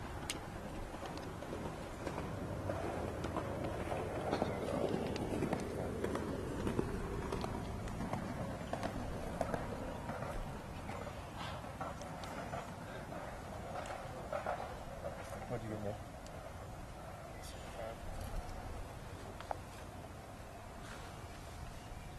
I think Paul got a 4. Got a 4. Your card's not complete. That's all right. Our viewers at home would love to take a look here.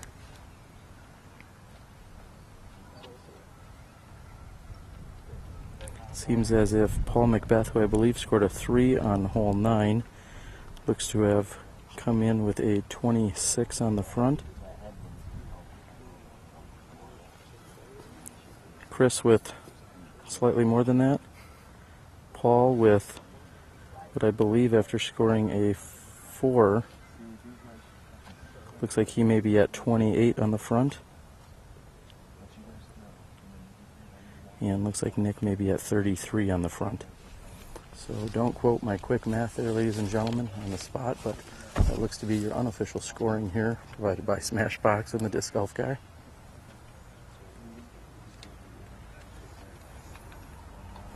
For those that have not visited this park, we are really in the trench, so to speak, that you would find near hole 1 when these players started. They had originally thrown over a valley, and now that we are here on hole 10, we are directly in the middle of that valley, pointing the other direction as we are about to head out to the back 9. It is still an absolutely gorgeous and sunny day out here in the high 60s, low 70s. I believe it comes in at 69 degrees. We're sitting at approximately 10 to 4 Central Time.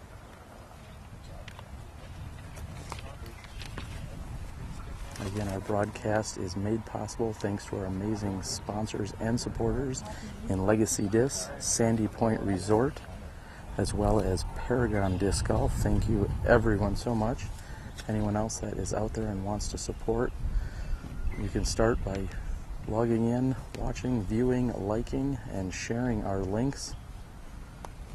We're here on our 3rd ever broadcast of SmashboxxTV.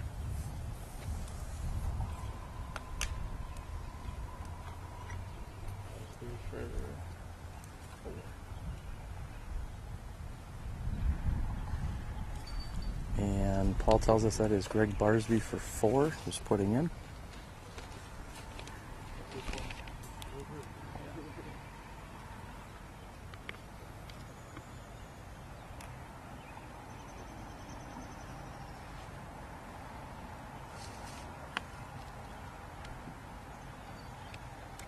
And we see Big Germ tap in. These players will be clear in just a few moments.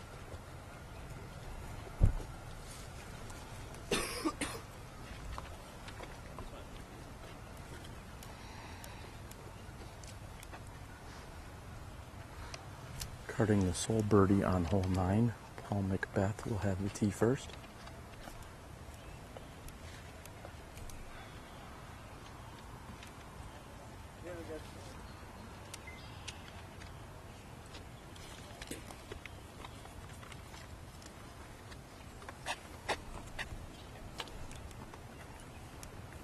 Paul McBeth, hole 10.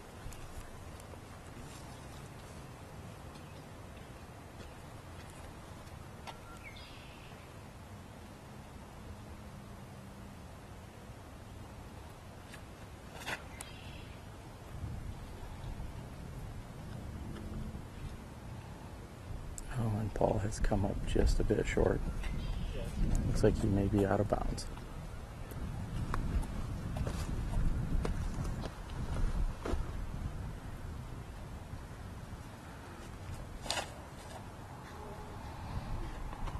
And Ulibarri looking at nearly an identical shot.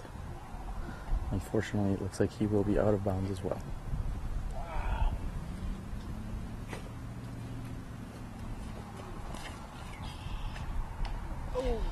And Nick's shot hits the high tree. He will be safe.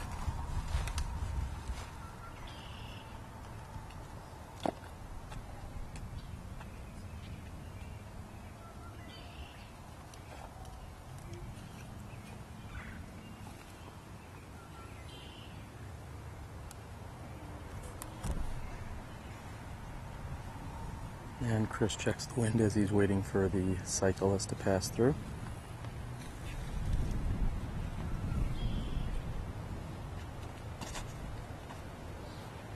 And throwing low and straight ahead is Chris's shot. I am unsure if he was attempting to really go for it and cross over to the green or not. However, it looks like he may be safe on the left side.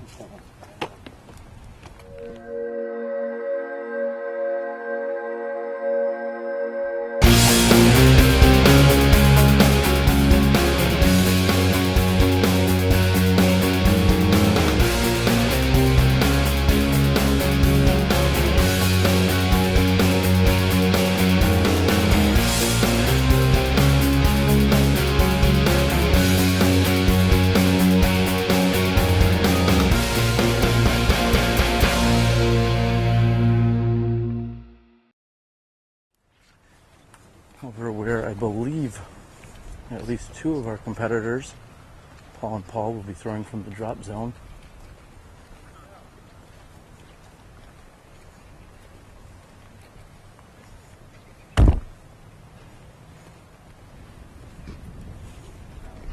We actually just saw Nick approach to the green.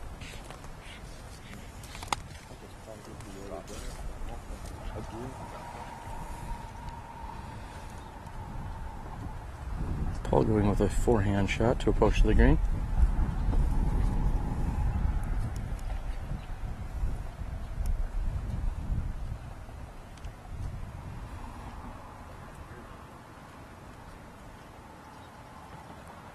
Chris throwing a backhand putter over to the other side of the green.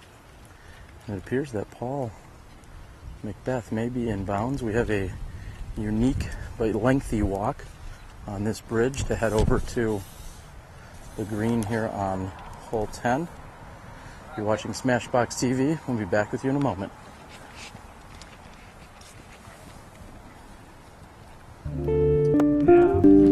Can't reach like the most unstable one there. I can't reach like that.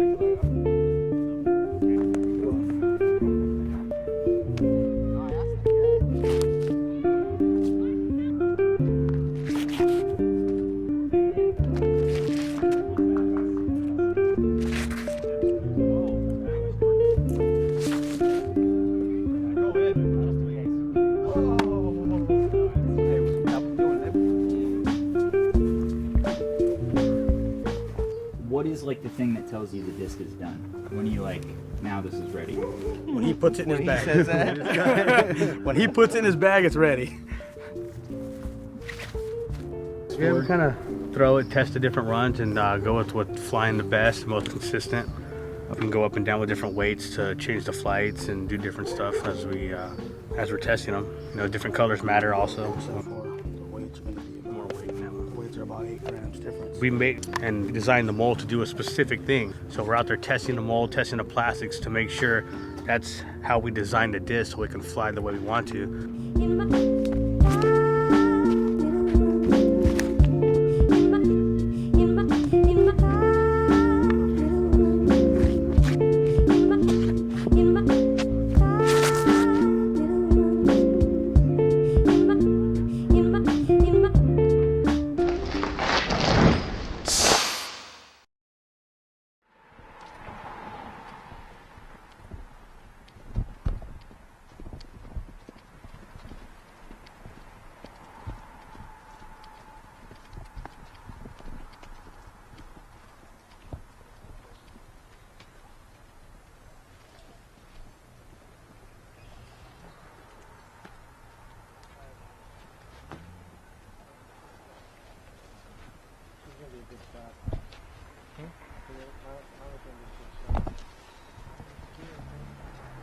There's a little bit.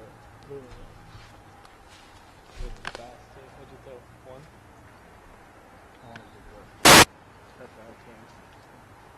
I thought I was going with that one. Oh, like mine did? You tricked them. I tricked myself? Yeah, you tricked myself.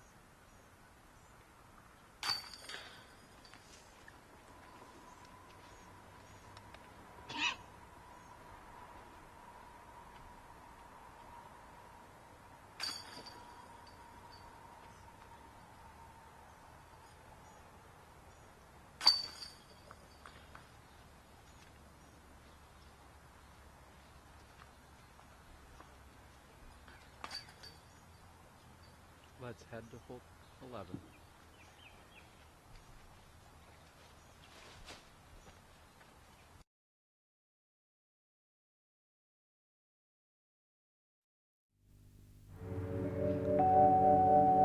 It's all about practice, preparation, and routine.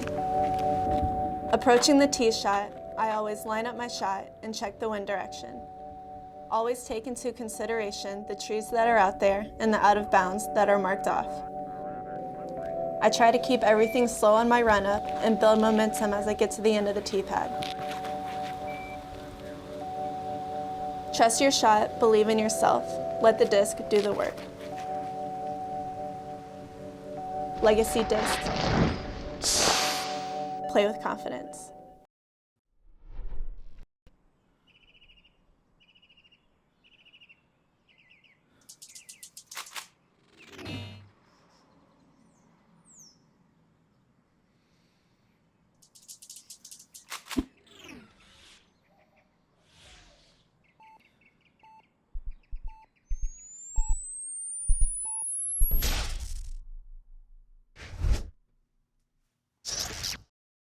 Hi everyone, I'm Paul McBeth. I'm out here on the Quad Cities for the Rumble this weekend. It's Friday and I actually just got into town. I actually had a unique experience which is pretty awesome. I went to Grand Rapids for a few days. I have some teammates out there that were playing a concert, Brandon Wooten and Ryan Belcher. They play for Framing Hanley. They were opening up for 3 Days Grace. So they were kind enough to let myself and my brother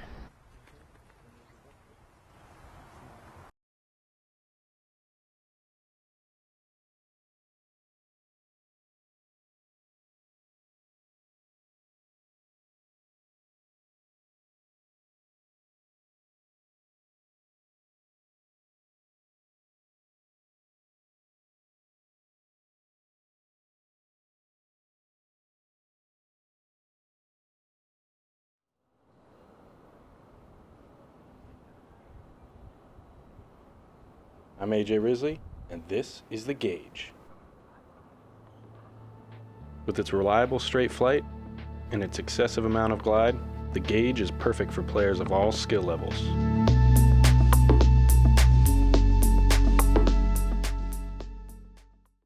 Hi everyone, I'm Paul McBeth. I'm out here on the Quad Cities for the Rumble this weekend. It's Friday and I actually just got into town. I actually had a unique experience which is pretty awesome. I went to Grand Rapids for a few days. I have some teammates out there that were playing a concert, Brandon Wooten and Ryan Belcher. They play for Framing Hanley. They were opening up for 3 Days Grace. So they were kind enough to let myself and my brother go out there and watch their concert and play a little disc golf with them. It was an awesome experience. Great guys, 3 Days Grace. Those guys are awesome. We were able to go backstage, watch the concert from back there, and meet everyone and just see how it all goes down. So it's an experience I'll never forget.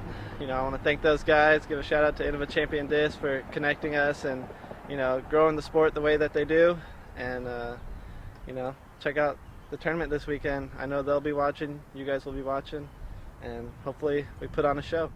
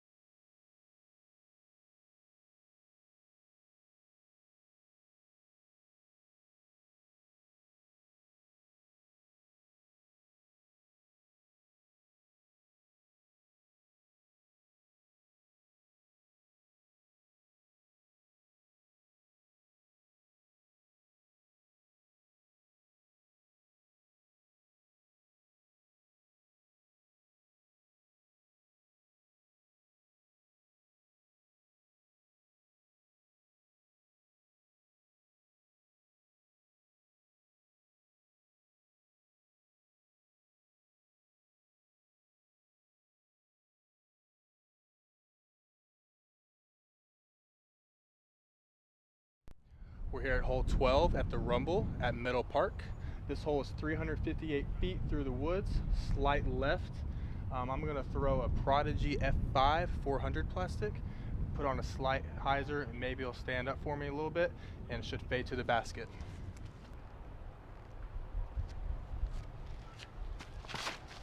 Wow! No, it's not.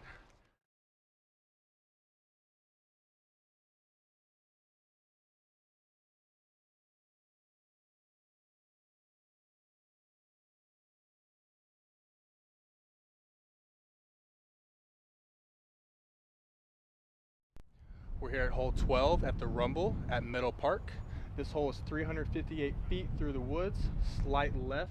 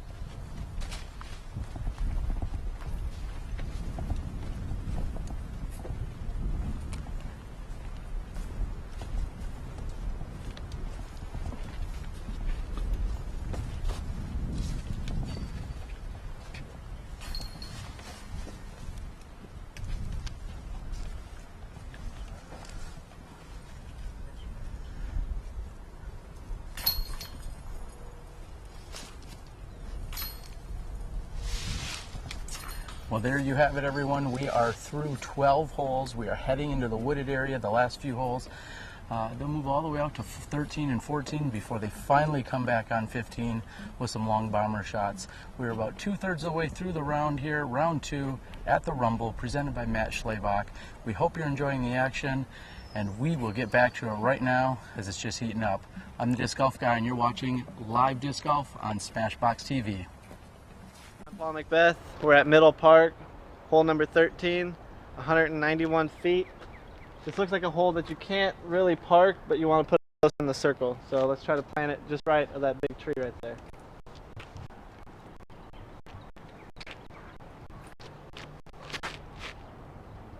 Or you can park.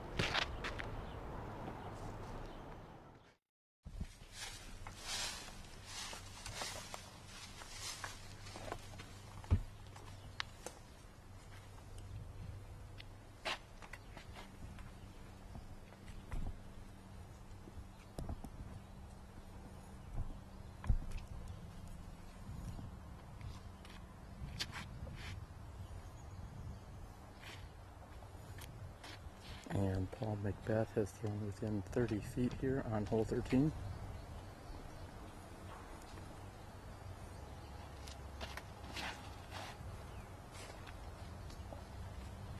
And Nick gets a little slide that he's looking for.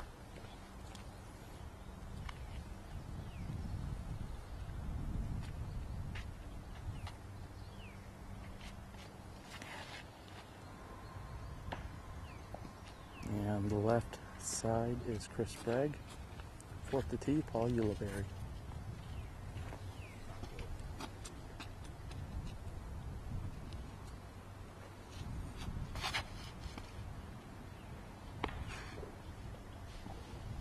And a good shot by Paul. One of the shortest holes out here. This is hole 13. Let's move on to the short ones.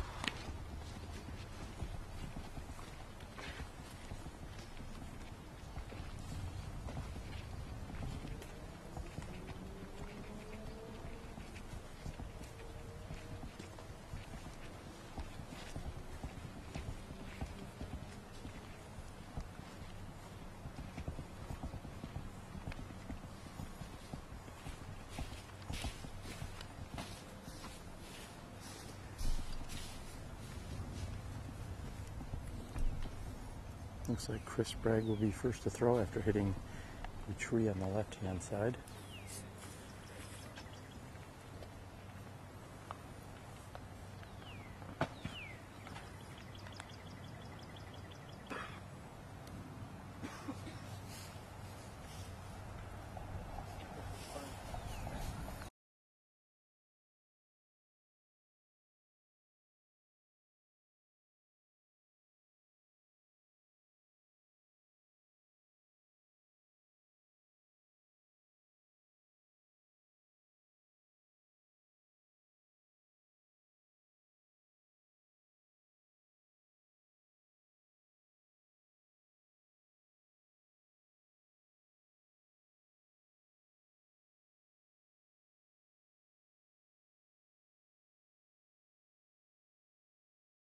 Hi everyone, I'm Paul McBeth.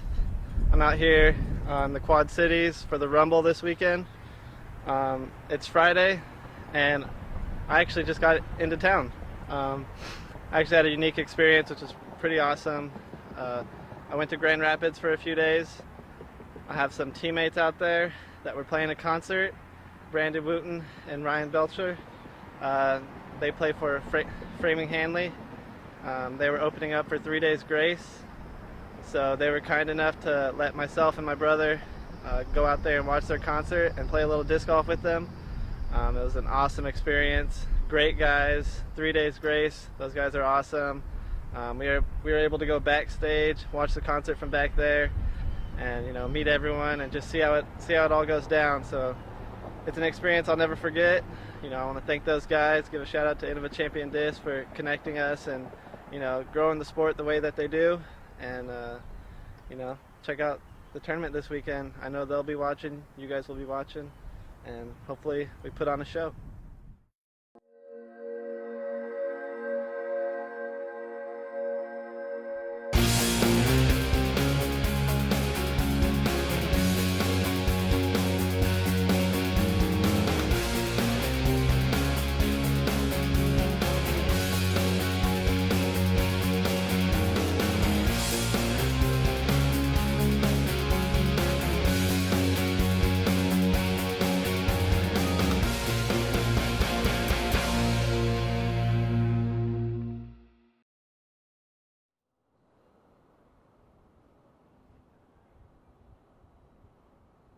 I'm AJ Risley, and this is the Gauge.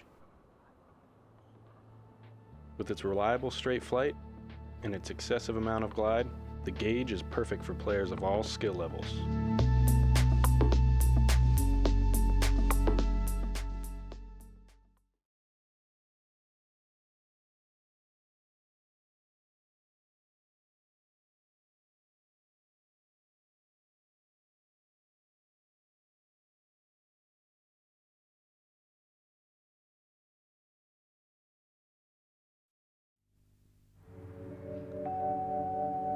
It's all about practice, preparation, and routine. Approaching the tee shot, I always line up my shot and check the wind direction. Always take into consideration the trees that are out there and the out of bounds that are marked off. I try to keep everything slow on my run up and build momentum as I get to the end of the tee pad. Trust your shot, believe in yourself, let the disc do the work. Legacy discs.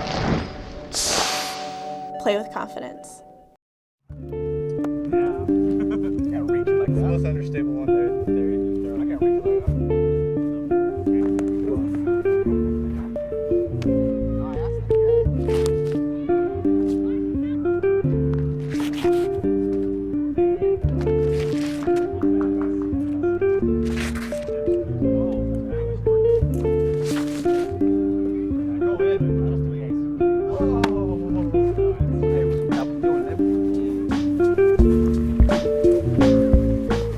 What is like the thing that tells you the disc is done?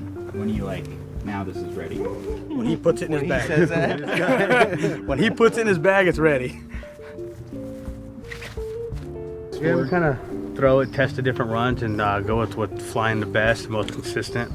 We can go up and down with different weights to change the flights and do different stuff as we're testing them. You know, different colors matter also. So.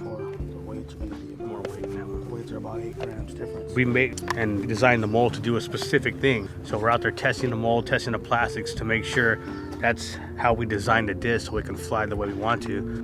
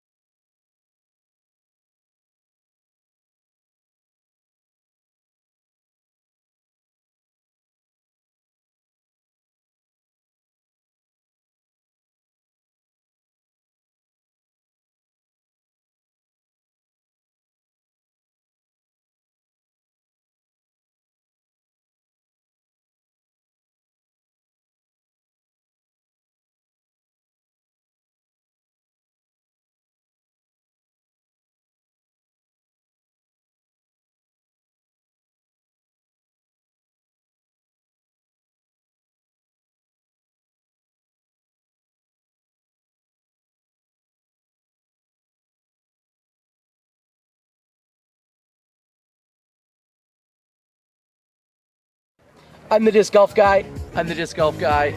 I'm the disc golf guy. I'm the disc golf guy, and this is my video blog.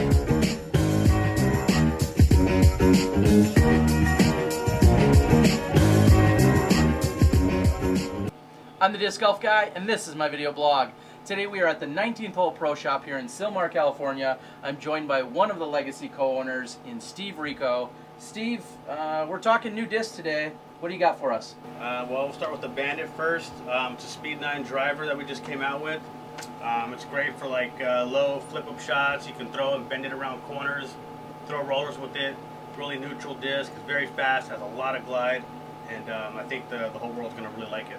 Yeah, I saw you throwing in the field as they're watching. There's a lot of things that you can do with it. And if you have too much power, maybe you just need to lay off it a little bit, but you can really control it to do whatever you want. Yeah, I throw it mainly with a fan grip, so I'm not powering it over too much, but it's really nice for like flip-up shots, you know, through the woods. And like I said, you can throw long rollers with it. It's got a lot of glide, so I know a lot of people really like the glide that it has. Good. And now we're going to move on to a little bit slower speed. We're moving over to the gauge, and I say slower, but not by much. Tell us all about that. It's our newest mid-range out. It's really nice, got a good feel to it. It comes out of the hand really smooth and clean. And this disc will hold any line you put it on. You can throw it straight, you can bend it right, you can hyzer it. It pretty much will do anything, whatever angle leaves your hand, it'll hold that line throughout the whole flight. And now we're seeing both of these plastics. When you come out with them, which style of plastic should I say did they come in? They're both in Icon right now. Pretty soon they'll be in Pinnacle, and then we'll move on to PDGA and XL and those lines later on next year. And it's smaller driver, so it's probably about a 174, 175 max weight, and then on the gauge, a little bit larger diameter, you're talking 180 grams max weight, Correct. right? Yeah. Okay. Is there anything else anyone should know about these two discs that just hit the market? Just go out and give them a try. I guarantee you're going to like them. Like I said, these discs are, the driver's got a lot of glide. I mean, you can throw a lot.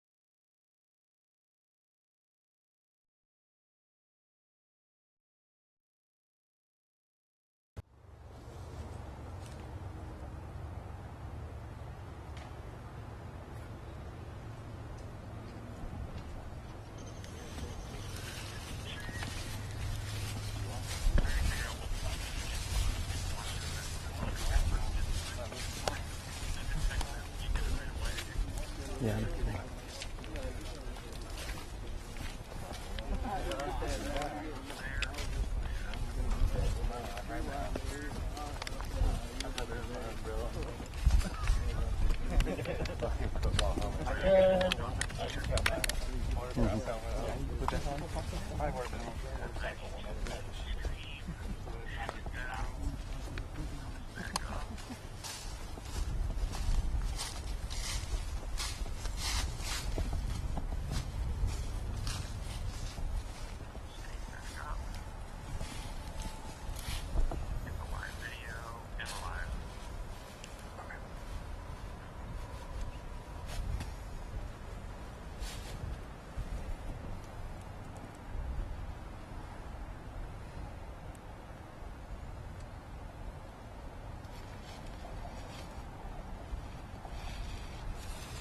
And after a very lengthy backup on 14's tee, we have caught up with our players halfway down the fairway.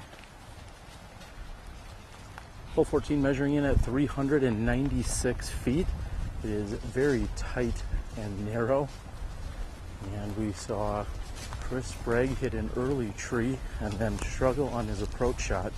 We also saw McBeth go left, but very narrowly get through. He may have the opportunity to still take a 3 here.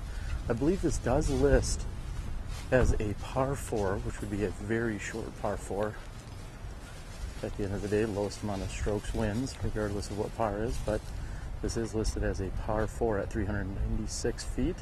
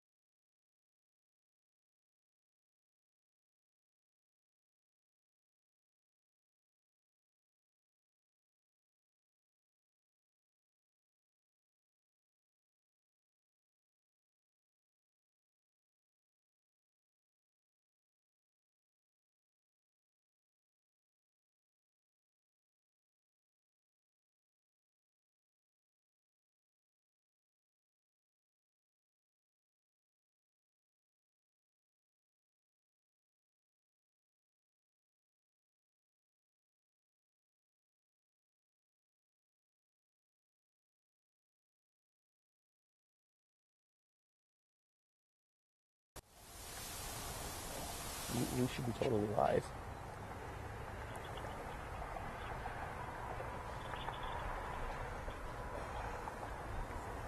I mean, I think we're good.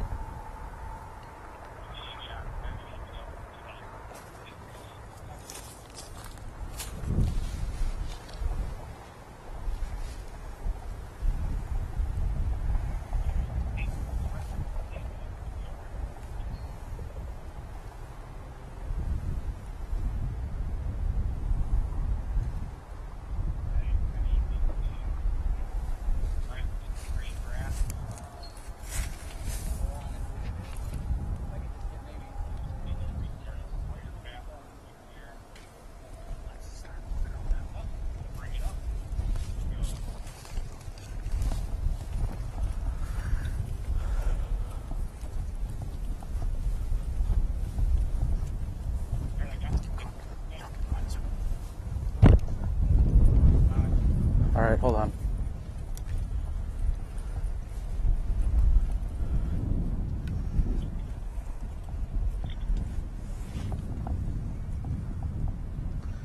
Hold on. Tell me when you're ready. I think we should go live right before these guys are about to tee. For a second.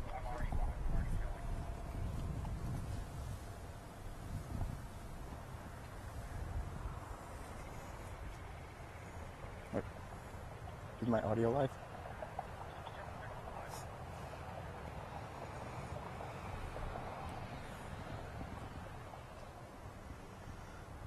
All right, welcome back everyone. We do apologize.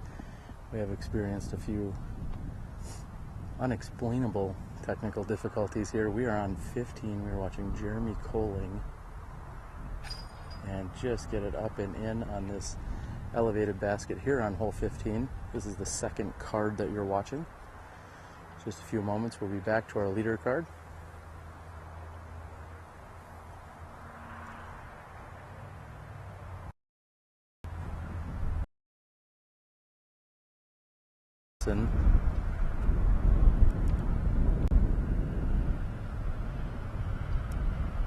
Looks like Adam is just lining up his putt. Not sure if he was waiting on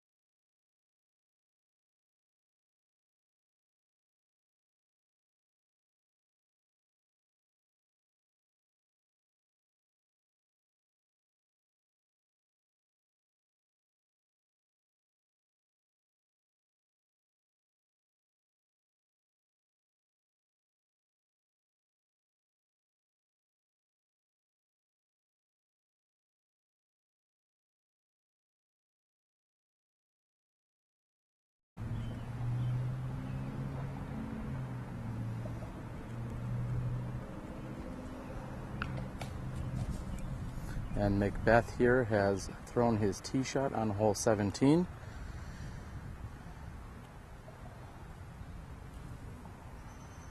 Next on the tee we have Paul Ulibarri.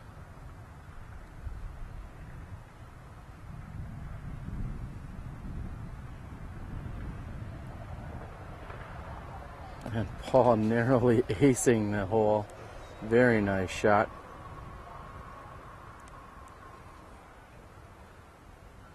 Third on the tee is Sprague.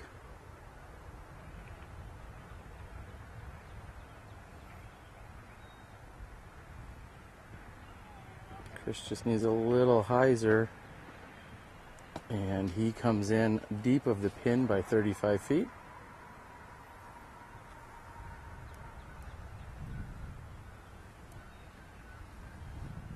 And Nick's shot is coming in, and he looks to be wide right.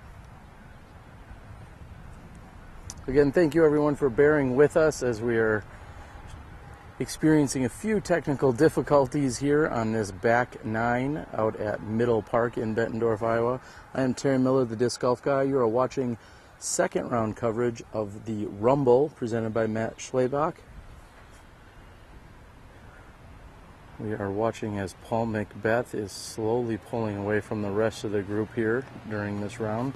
Paul opened this morning with a 49 at Camden 2, which by Chris Sprague's account said was he only expected a few people under 40 or under 50, and Paul was in fact the only one to do so.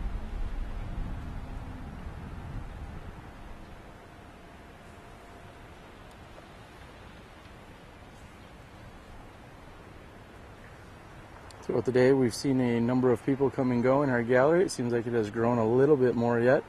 We have at least 35, maybe 40 people out here taking in some of the action.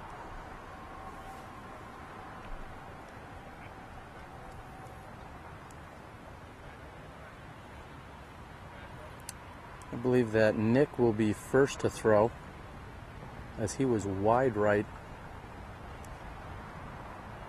He's going to have somewhat of an obstructed putt from where he's at. A high, wide hyzer putt, that is. And he comes up short at the base of the basket.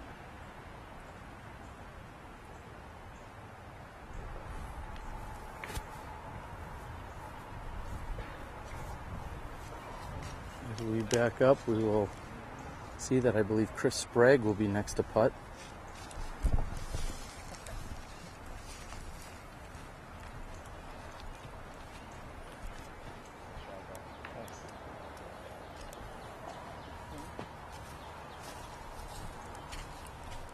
Chris with about 35 feet, maybe a little longer to the pin, somewhere between 35 and 40 feet.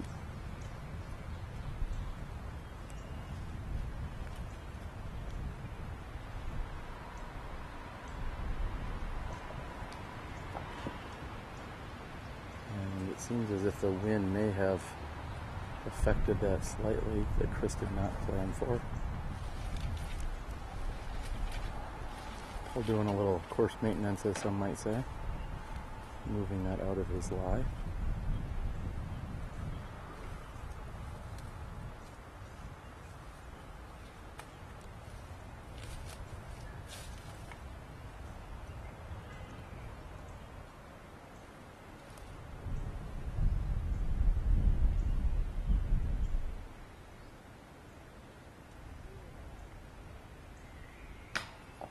Oh, and Paul misses for birdie 2.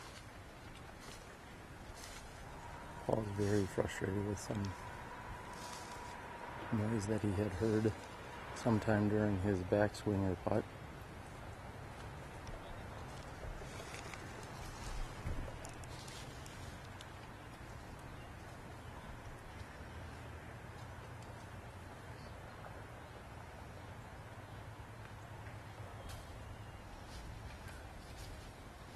McBeth is going to have a very obstructed, looks like from one knee, somewhat of a straddle putt from one knee. McBeth no more than 22 feet from the pin.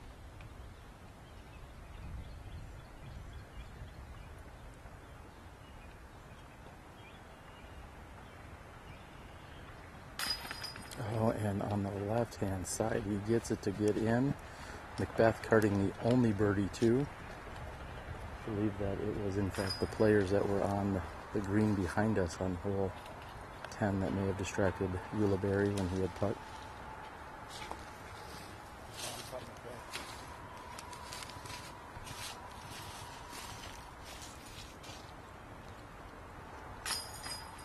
And Chris puts it left-handed, and Nick will put in. We have a long walk to get over to our final hole, hole 18.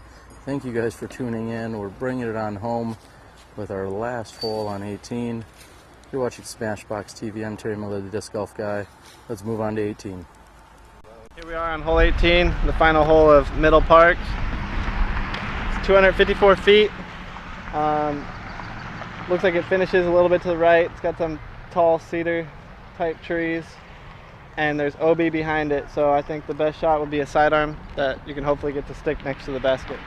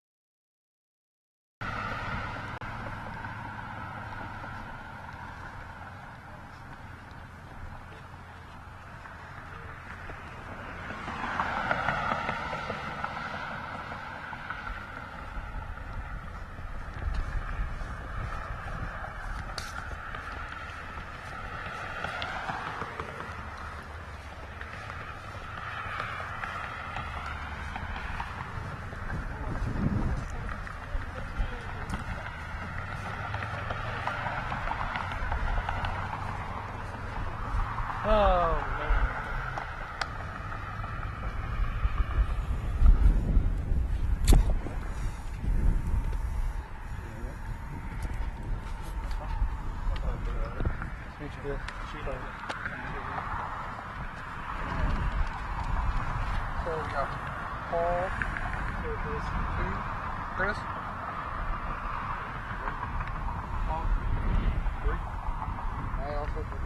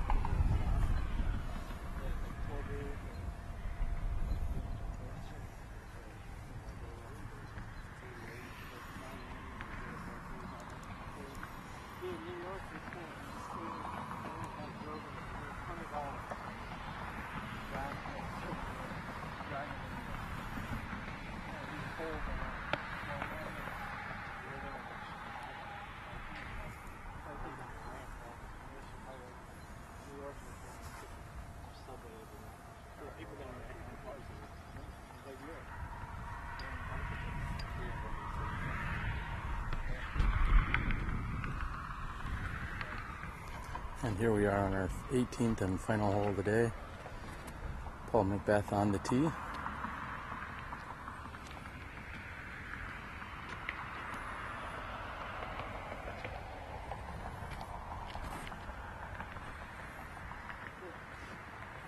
Paul asking for it to sit as there's OB directly behind the pin.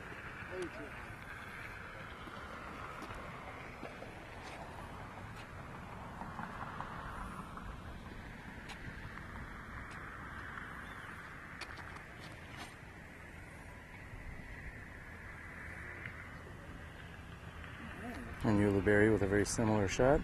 Looks like we may see a left-handed shot possibly, or not, out of Sprague.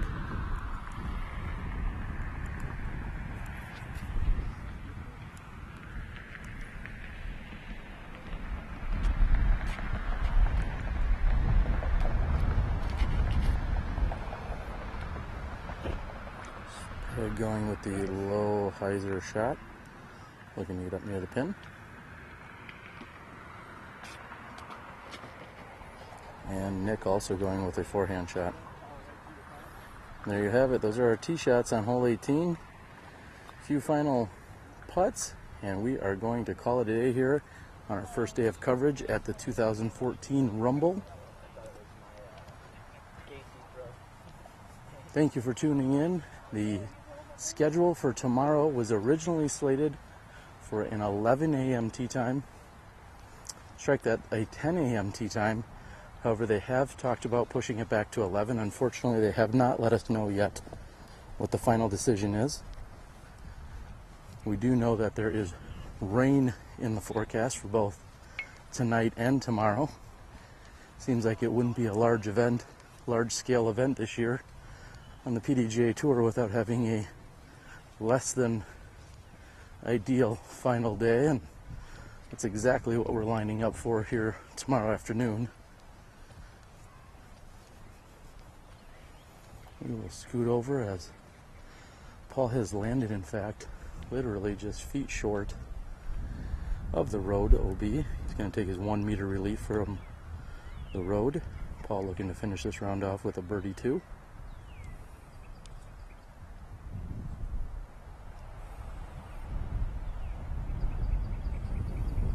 And Paul has a slight distraction that he's going to wait out.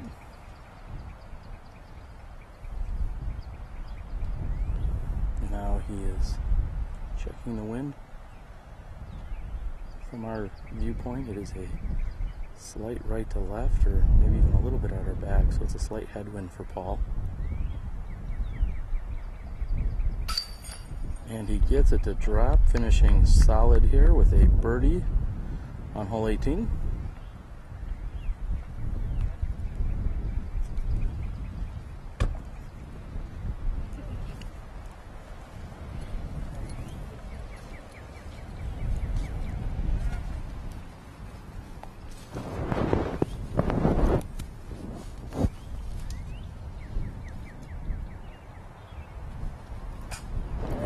Sprague is off the top of the basket.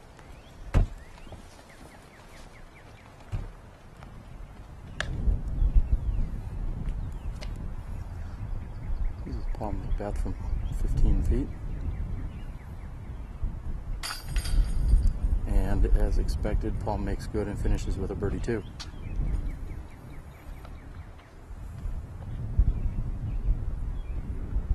Sprague puts in for his par 3, and Nick will finish with a birdie 2. And there you have it. That is our second round here at the 2014 Rumble. We'll move over and check scores with our leader card.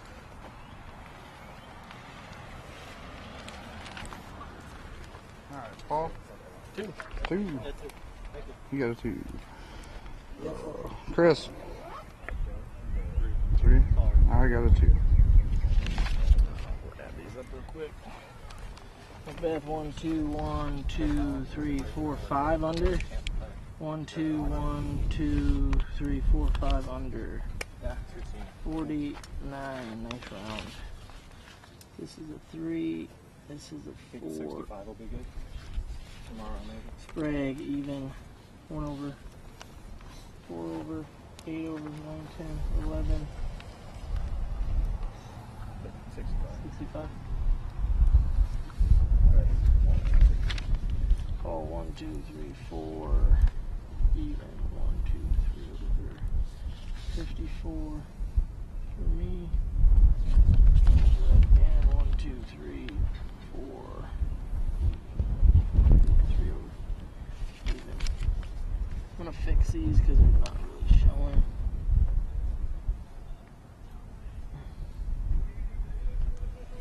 Alright, Nick, even 1, 2, 3, 4, 5, 6, 7, 6, 7, 8, 7. Someone else check those. You too, man. Thanks for your help.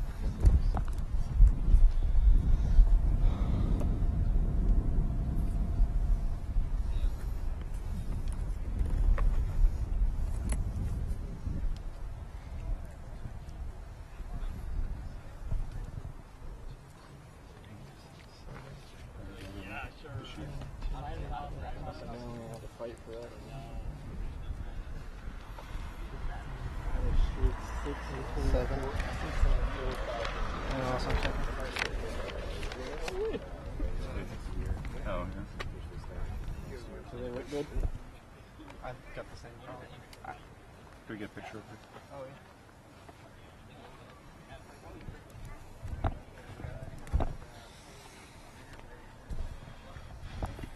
Well, yeah, I feel like you got a lot of good shots. But I gotta cut through too, 16 feet away.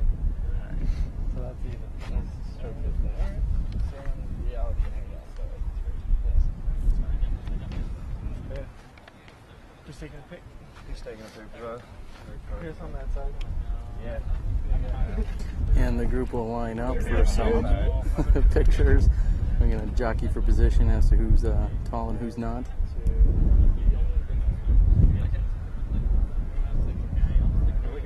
Yeah, Paul Ulibarri does not. We'll see. All right, we're going to catch up here with Paul McBeth in just a second. Stay tuned. And we will catch up with our leader here, Paul McBeth. What do you think? Which round is ready? And Paul, you got a second? Of course he says. All right, we are here. I'm joined, I'm Terry Miller, the Disc Golf Guy, joined by Paul McBeth. Paul, I got to be the first to apologize. They didn't see every one of your great shots because we had a few technical difficulties, but I heard. You put in, you heard, the interwebs travel quickly, so thank you to everyone giving the feedback, good and bad. So you put together another 49, and how did this 49 compare to the 49 this morning? This one I think will end up being a little better because of the wind and then just how much scoring difference there was. I mean, on my card, there's a 65 and a 62, so for the lead card, that's kind of, you know, there's a little difference on there. So I think this one will have a little bit more separation than the last round. Okay, and do you think about ratings? I've seen you checking your phone after rounds, but do you think about ratings? Do ratings matter to you when you're, you know, if you're in the lead, for instance? Do you really care what you're rated when you do it? No, I'm just trying to shoot well. I mean, 1100s are cool and stuff like that. But I guess, yeah. Yeah, you know, as long as I'm feeling like I'm shooting good, then I'm happy with it. Okay, so on a scale of 1 to 10 for you shooting well, we'll say, how do you feel like you shot that round? Both of them today were probably about an 8. I played really solid. I didn't make any mistakes. I mean, minus 18 the first round. I had, you know, two mental mistakes on that course, but today, when I threw a bad shot, I was able to overcome it with a good shot and save par. And I mean, I just didn't get as many birdies as I could have today, but started out slow. But you know, I think it was probably about a 7 or 8. So if you had to do the math, roughly, where do you think you put yourself, at least with the rest of the leader card? You distance yourself a little bit from Paul, who's probably this next closest, unless somebody jumped from the second card. Yeah, I mean, I have Yuli by, what is it, 5? Okay. 6 now? 6 maybe? 6 now, and then I think I had the second card by 6 to begin with. So, okay. So you're off to the races. Okay. So I know you don't think about scores like you just said in terms of what you want to do tomorrow out at Westlake. Let's talk about how you're going to prep for it, because we're probably going to see some nasty weather roll in. Will you do anything different tonight? Will you do anything with your bag tomorrow? How will you pack? How will you prepare for that? I think I'm going to try to stay as dry as possible out there. It's supposed to be rainy. I mean, it should be a little bit warmer than today, but a lot of rain, a lot of wind. It pretty much seems to be the year. Yeah, the year of it. We'll have one great day like this, and then the next day will just make us forget about the good days. So, there you go. So I guess I'm going to try to prepare, stay dry, and I guess kind of try to have fun out there. 24 more holes. All right, well, here it is, your leader. Here he is, your leader. McBeast, maybe. Your leader in Paul McBeth. I'm Terry Miller, the Disc Golf Guy. You've been watching Smashbox. We appreciate all the love and the support and the sharing out there. We're working to improve every single broadcast. We're looking forward to bringing you 24 championship holes tomorrow afternoon. Stay tuned, watch online, and stay dry because these guys, including myself, won't be. All right. Paul McBeth, Terry Miller, the Disc Golf Guy. This is Smashbox, and we'll catch you guys tomorrow.